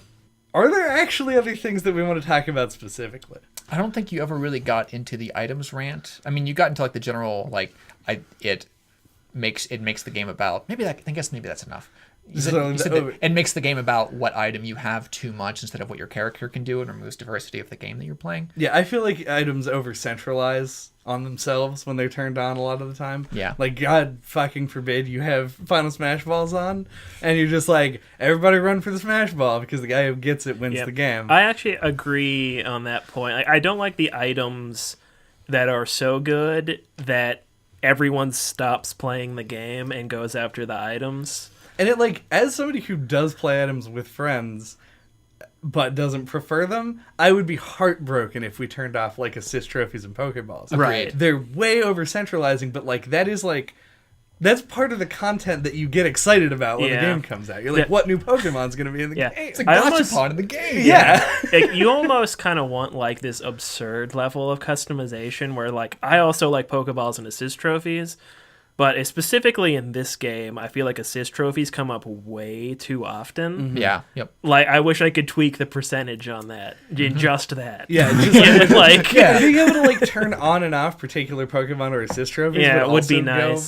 strides, because like Zero is way too good. Yeah, great. right. Not the Smash 4 player, but like the the assist trophy Zero is like for some reason just like instantly kills everyone on screen. He's a cool man. He's a cool man apparently, or we're just bad at fighting that assist trophy. We'll figure this which is out. a weird thing He's to like so get good. he's at. so fast. Yeah, but like in my eyes, so big. It is. in my eyes, like the perfect Super Smash Brothers item is the metal box. Like the Ooh. Mario 64 green cap. box. Yeah. Where you just like your character becomes heavier and harder to launch for like a period of time, because it's like a meaningful change that has both ups and downs. Like it's a good thing and it's a bad thing. Yep. And like it's not oversent. Like nobody sprints out of their way to pick up the metal box, Right. unless they're like 400%, and they're like, "I'm gonna die instantly if I get hit." So you go grab it. It's like a really interesting kind of cool thing, and to some extent, like I really like the soccer ball and baseball items. I think the baseball is too good, actually. The beast ball. The soccer ball is cool because even though it's like probably way overpowered, Yeah. it's got like an interesting like angles thing to it where you have to sort of play around that. Yeah, it introduces a completely new skill that you have to test, which is like trying to like playing kickball or something. Right. It feels like you're playing kickball in the middle of a Smash Brothers game in a cool way. And additionally, I think I'm a huge fan of things like Death Scythe and like the home run bat, the killing edge. Oh yeah, I was going to bring up Home Run Bat. I'm also super happy, by the way, just like that Killing Edge is in this game, because like while Fire Emblem is overrepresented, they didn't really have like a cool item. Agreed. And the Killing Yeah. Edge is like a super cool, like iconic item. Yep. And I'm glad that it's there. Good mechanical implementation of it too. Like you want items, ignoring trophies and assists and Pokeballs for right now. Yeah. You want items that create more gameplay diversity in terms of how, not just what they do on screen, like, because obviously a Smash Ball creates a lot of diversity because sure everyone fucking does. dies. But you want an item that creates from the player's internal perspective and makes them do diverse and different things based on the items that happen to appear, and that's part of the reason I love the Home Run Bat. If you pick that up, it's a choice whether or not you want to do it at all, because like maybe you want to keep your normal side smash, maybe it's too much of a cost to pick that up, but now that you've got this thing, you have this option for like a crazy Captain Falcon style wind up instant kill move that's in Yeah. your repertoire, and it has all the cool interactions with throw. It's one of the best throwing items that there are. That's actually what I was going to mention, is I do like all these items, but I feel like they should tone down how effective they are as thrown items.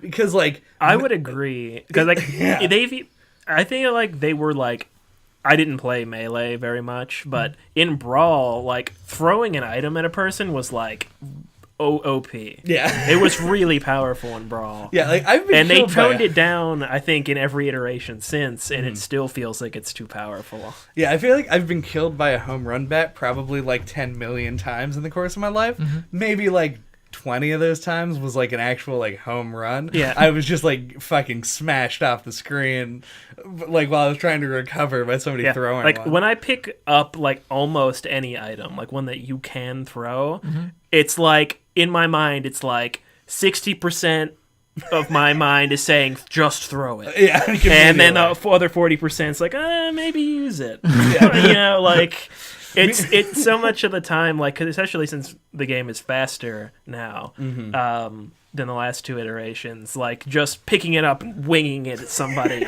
usually seems like it's the more effective way to go. It's also like something that's inherently funny. Yeah, Like, and then if you hit, you can throw it at them and then have it bounce back and catch it again. and then throw it And then again. throw it again. Yeah, and then maybe turn around and throw it at somebody else. Yeah.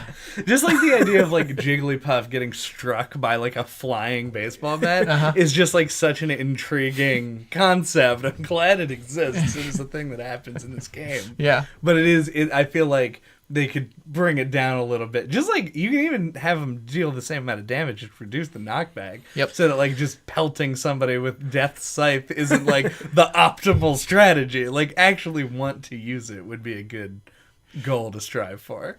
It's one of those things where I think the base design of items are compensating for gameplay of less skilled players to an extent, because they are very aware that everyone who wants to play competitive is going to turn all the items off anyway. Right. So they end up treating item throws in the way that you would treat like a difficult skill shot in like most other competitive games, because they assume most people are going to be like really bad at making the items hit the intended target, and it's going to seem like kind of random. I think it's like way easier to hit somebody with the item if you throw it at them than if you try to just hit them with it. Yeah. I mean, that's definitely true. Because it's quicker. Mm-hmm.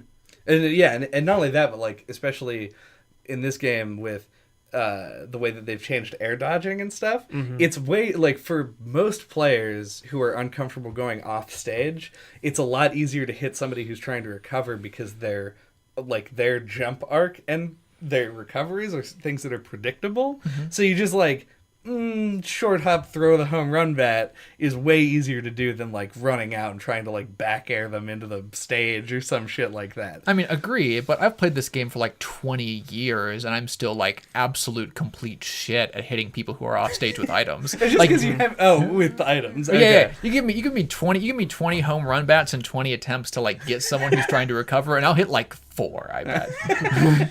Yeah, like, I think the blaster item is a good example of or relates to what we're talking about here, where I feel like in like the first game and maybe Melee 2, like it was really overpowered. Like it was easy to just blast someone off the edge, just like hit stun them to death, to the point where like it's basically useless now. Like it's so hard to hit people with it. Like it's just a projectile to me. Like I don't even try to shoot people with it, unless like I have like a perfect scenario where they're distracted and I can get a few hits in. Like it's so easy to dodge. Yeah. Same thing goes for like the super scope as well. Like it used to be like a lot more simple to like charge a shot and kill someone with it.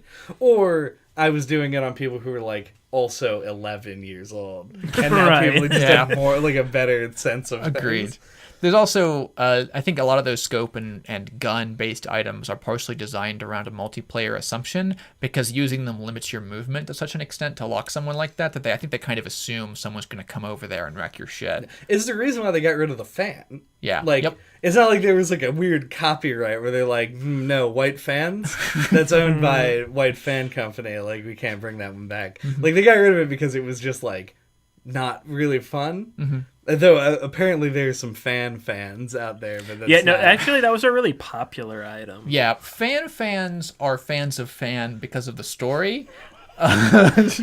Shut up. Oh yeah. Yes, like because fans are hilarious. Yeah. It doesn't make them good. Like there's all sorts of ways you can do hilarious things in games that ruin the game completely. And fan, I think, is 100% one of them. Like let's keep fan as a wonderful childhood memory and don't try and bring it into the future, please. Because I don't want to be annoyed by the fan in the present. I want to remember the good fan memories in the past. Yeah. Fans, man. Oh, I think just to cap it off, fuck Gus Bellows. Also, we never take him off, but I hate the Gus Bellow. I like the Gus Bellows. They made him weaker in this game. They're I think okay now. I agree they were bad before. Yeah. Do you have any thoughts on specific characters? We managed to get enough into items that we drilled That down is to some. actually weird that we got into specific items before we got into actual like the individual characters. Well, it's just like we can't talk about them all. Like, really, we cannot. If we spent 1 minute on each character, which would be nothing, it would take almost like an hour and a half. Yeah.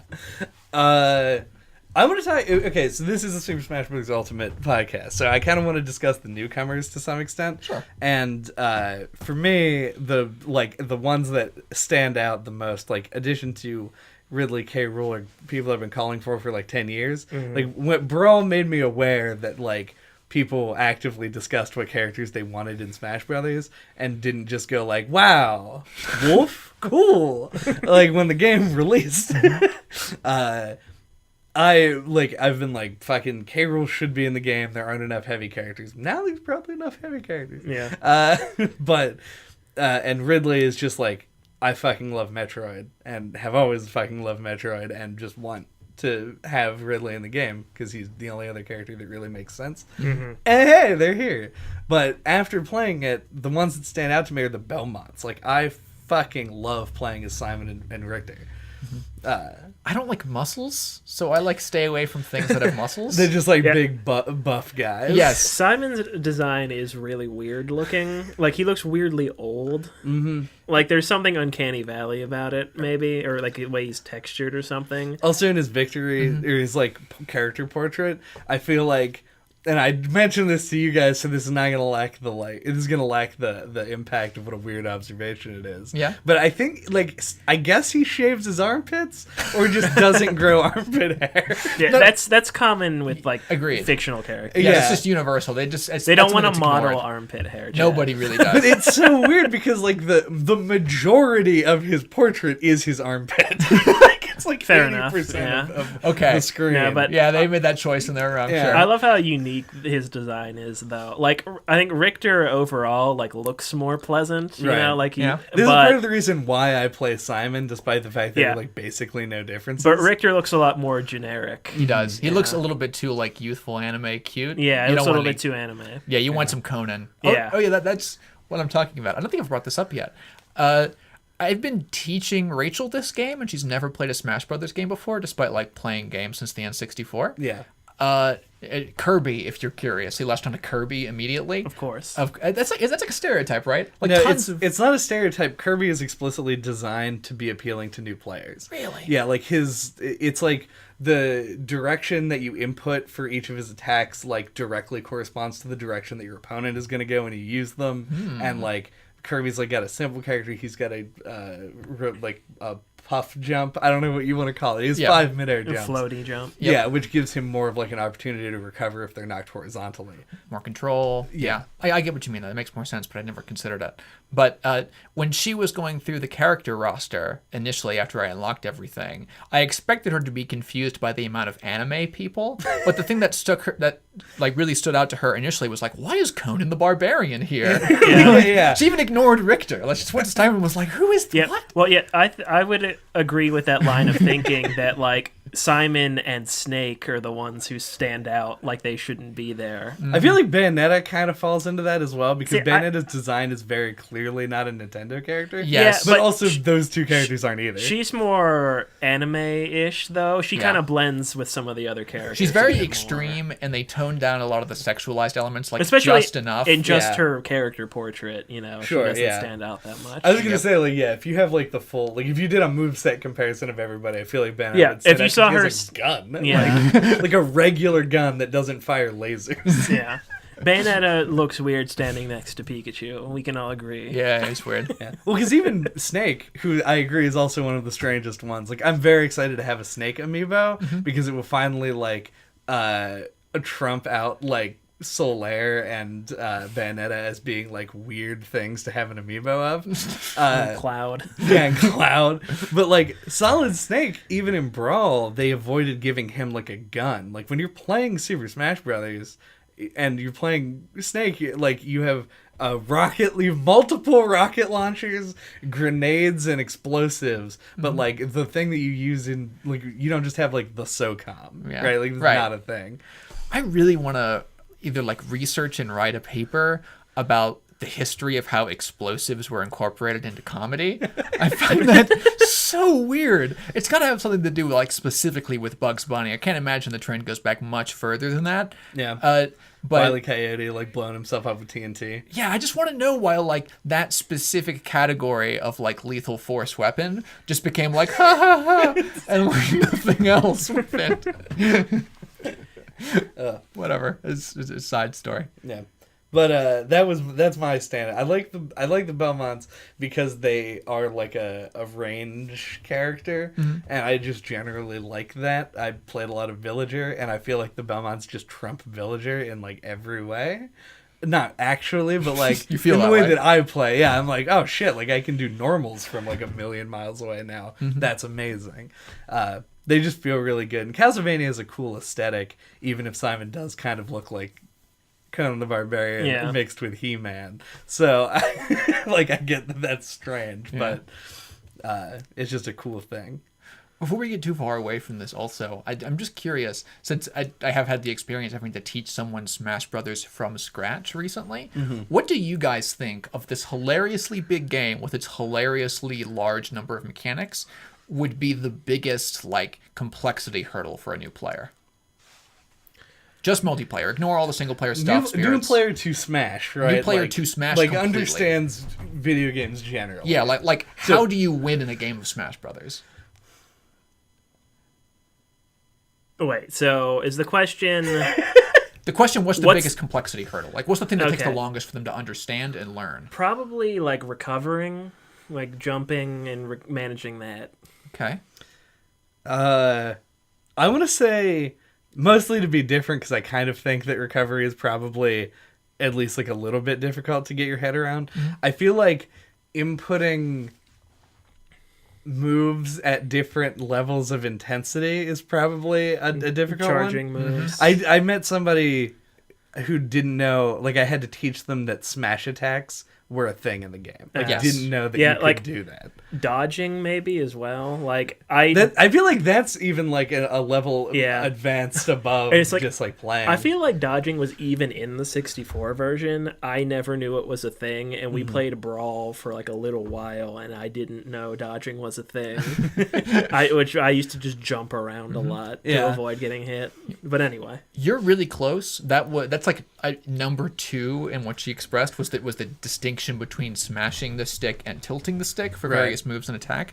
But her number 1 thing, she hated items immediately because from her perspective, there were so many items and items within items because of the randomness it involved in like things like Pokeballs. Well, to this day, I fucking hate the fact that like party balls and crates both like not could contain a random assortment of items or just fucking explode. Yeah.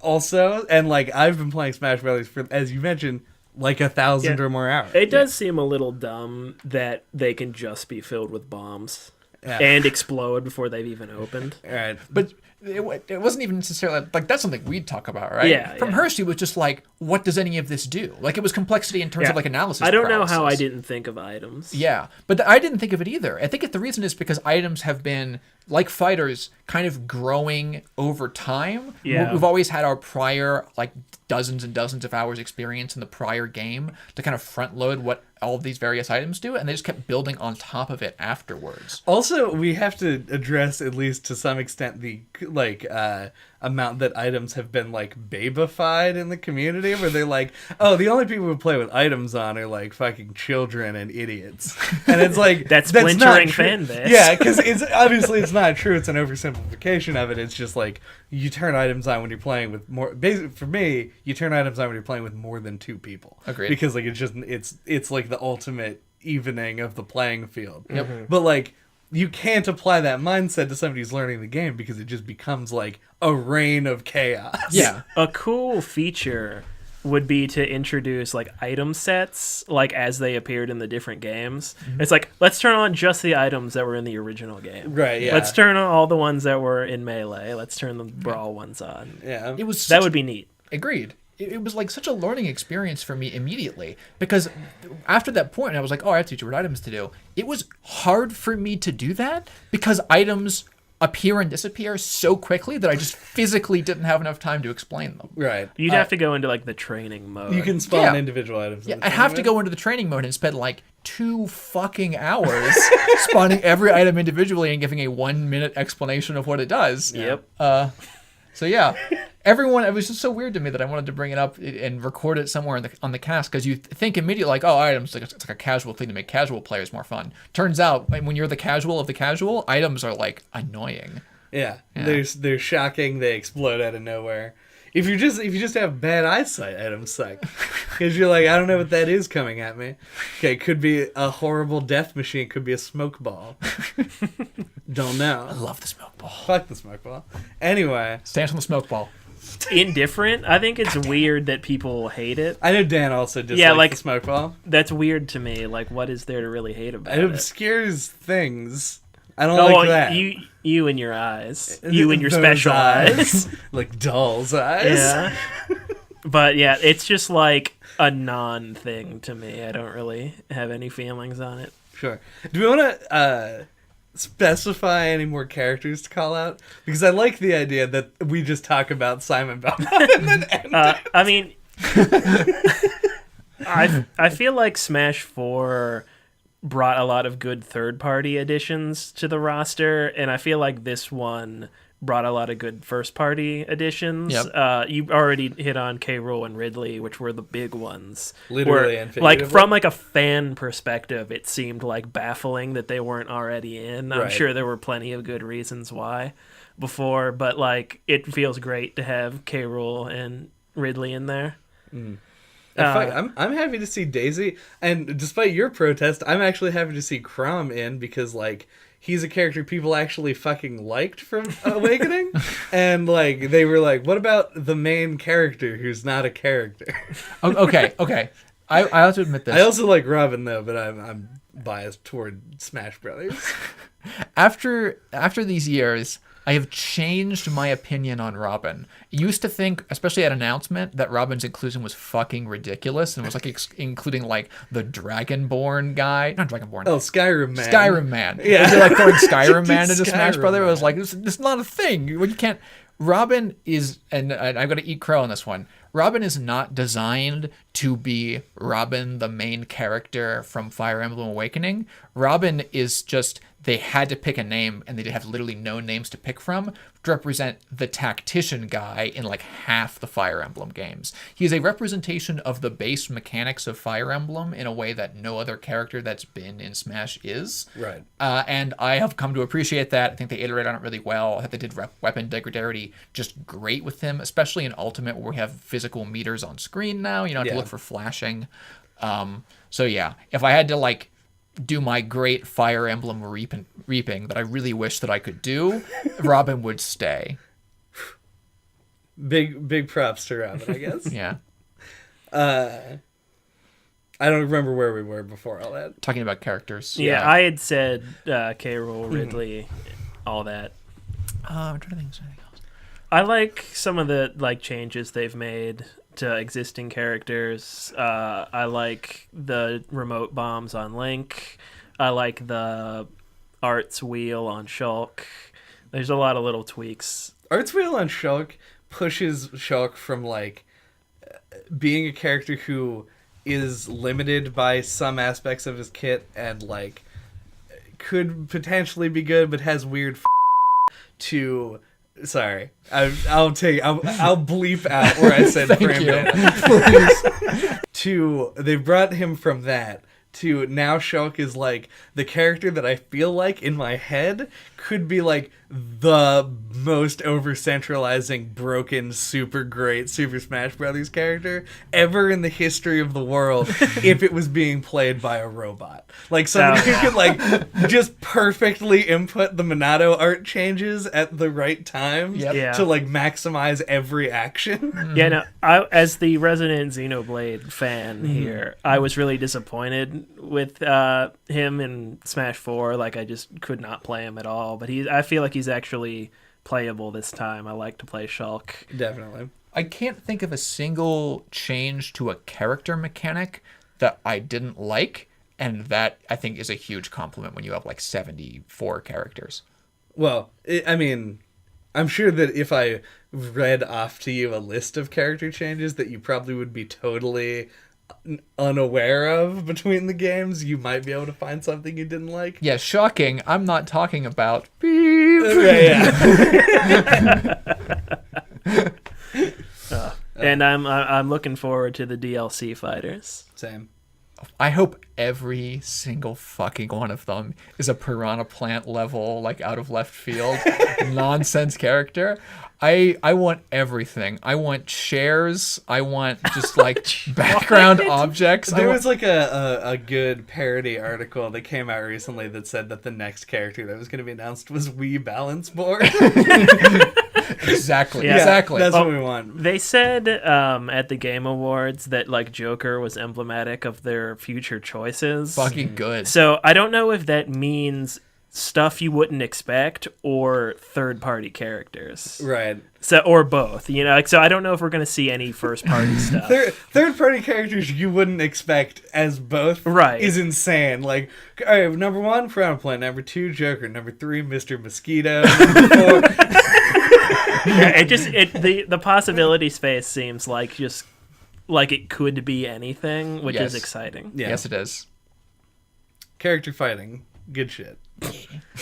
Yes. Yeah. Given the length that we've gotten, apparently this is just the new thing where we go real long on episodes. It's Smash Brothers Ultimate. I know. This is like the most hyped up I've been for a game in like forever. Yeah, that wasn't canceled later. Yeah. we should. Yeah. R.I.P. R.I.P. Yeah. But Silent Hills is what we're talking about. If you're not like a long time listener, we should have introduced this episode as NOCLIP Ultimate. Oh yeah, this is NOCLIP. I mean, we go still for 3 hours. can. Like we can. Oh, we could re-record the intro. We can do anything we want, Andy. But this we should audio is probably ours. wrap up that episode. Yeah. So do we have final thoughts? I can go if you want to think about it. Yeah, you go. Yeah.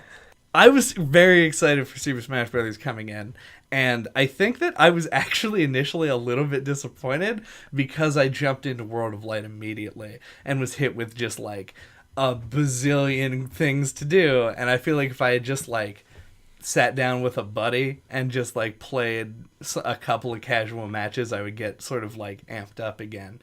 But now that that's over and I did enjoy my time with it, I'm very much enjoying just the base mechanical experience of Smash Ultimate, and I feel like it's really lived up to what I thought it was going to be. I feel like there are certain elements of the games that may have been like overtuned or undertuned in a way that makes character matchups weird, but that's such a very specific thing to what is ultimately, get it?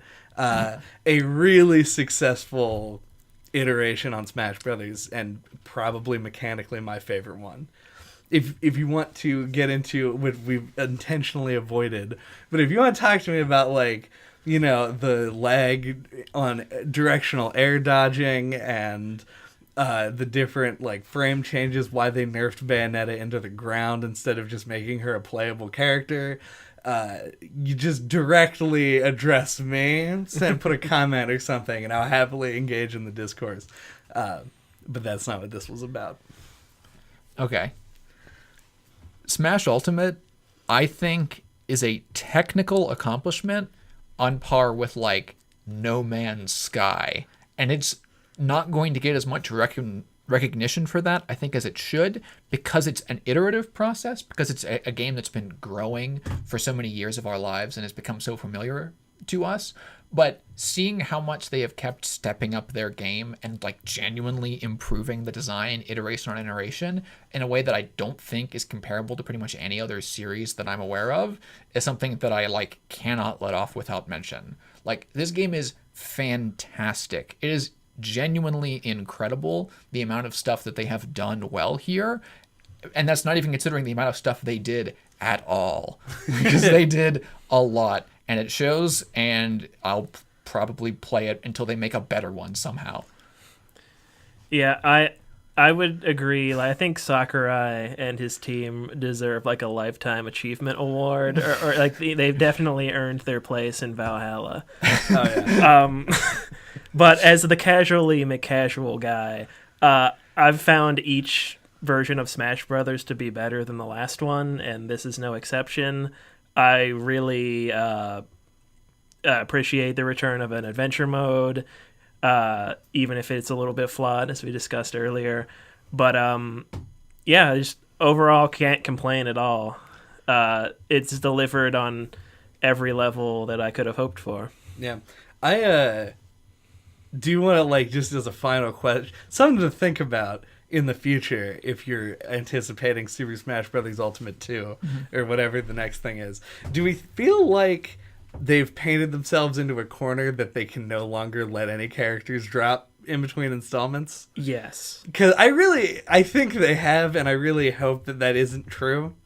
Like, I hope that if the next game comes out and they're like, We didn't include Bowser Jr. I'm sorry. Like, for some reason we couldn't do it. I feel like since they've dropped characters in the past and now brought them back, like, it sets that expectation that, like, if a character goes away, people are going to be real mad about it, and they're going to expect it to come back. And I think Daniel's here. All right. Yes. Do I just like let him in? Yeah. Yeah. Let him. Hello. Yeah. Hold on. I hope that picked up on the microphone. Wait, do we end it now? What do we do? Well, I'm gonna have Dan come in, and then we'll end it with Dan. Okay. Yeah, I know. I don't know. Is the mic still on? Yeah, it is. They're Here, all have a three seat. on. All right. All right, new JJ. A new challenger has appeared, right? Get it? Because of Smash Brothers. What would my special attacks be? It's the one where you end the podcast. Tell them tell everybody thank you for listening to NOCLIP this week. Thanks for listening to NoClip this week. What are we talking about next time? Next time we'll be can't talking. be everybody. You can replace me. That's my fine. special ability. So just do the entire thing. End the podcast requires more than one person. That's so do you I'm know what the? It's triple finish. He's all Yeah, three of I'm us. trying to and he get try. It's finishes like a try. The podcast. Pokemon trainer try attack. Yeah. Do you know what the next game is? Next time we'll be talking about Time Splitters Future Perfect. Damn it! I knew we shouldn't let Dan do the end of the podcast. What is okay? Hold on. Next, I do know what we're doing.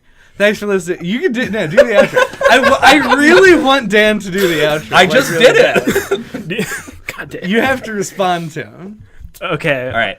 Thanks for listening to NoClip this week. What are we talking about next time? All right, so next time we're going to be doing the first and only annual NoClip Awards. Time Splitters Future Perfect. And we're also going to be talking about Time Splitters Future. We're not talking about Time Splitters. You did best games of 2016. Yeah, but this This is is like different. it's like an award show thing. Oh, okay. It's like They're different categories. I change the end of year thing every year, and this is what we settled on for this year. Oh, nice. Yeah. So look forward to that. Yeah. Fading away. Until next time, you can get a hold of us at noclippodcast.com. Or splattershot.pro. Thank you. And on our Twitter account at NoClipPodcast. Or on Gmail at noclippodcast@gmail.com. Yep. All of that is true. We're so professional. Give us a 5-star review on iTunes for how professional we are. And smash, brothers, that like button.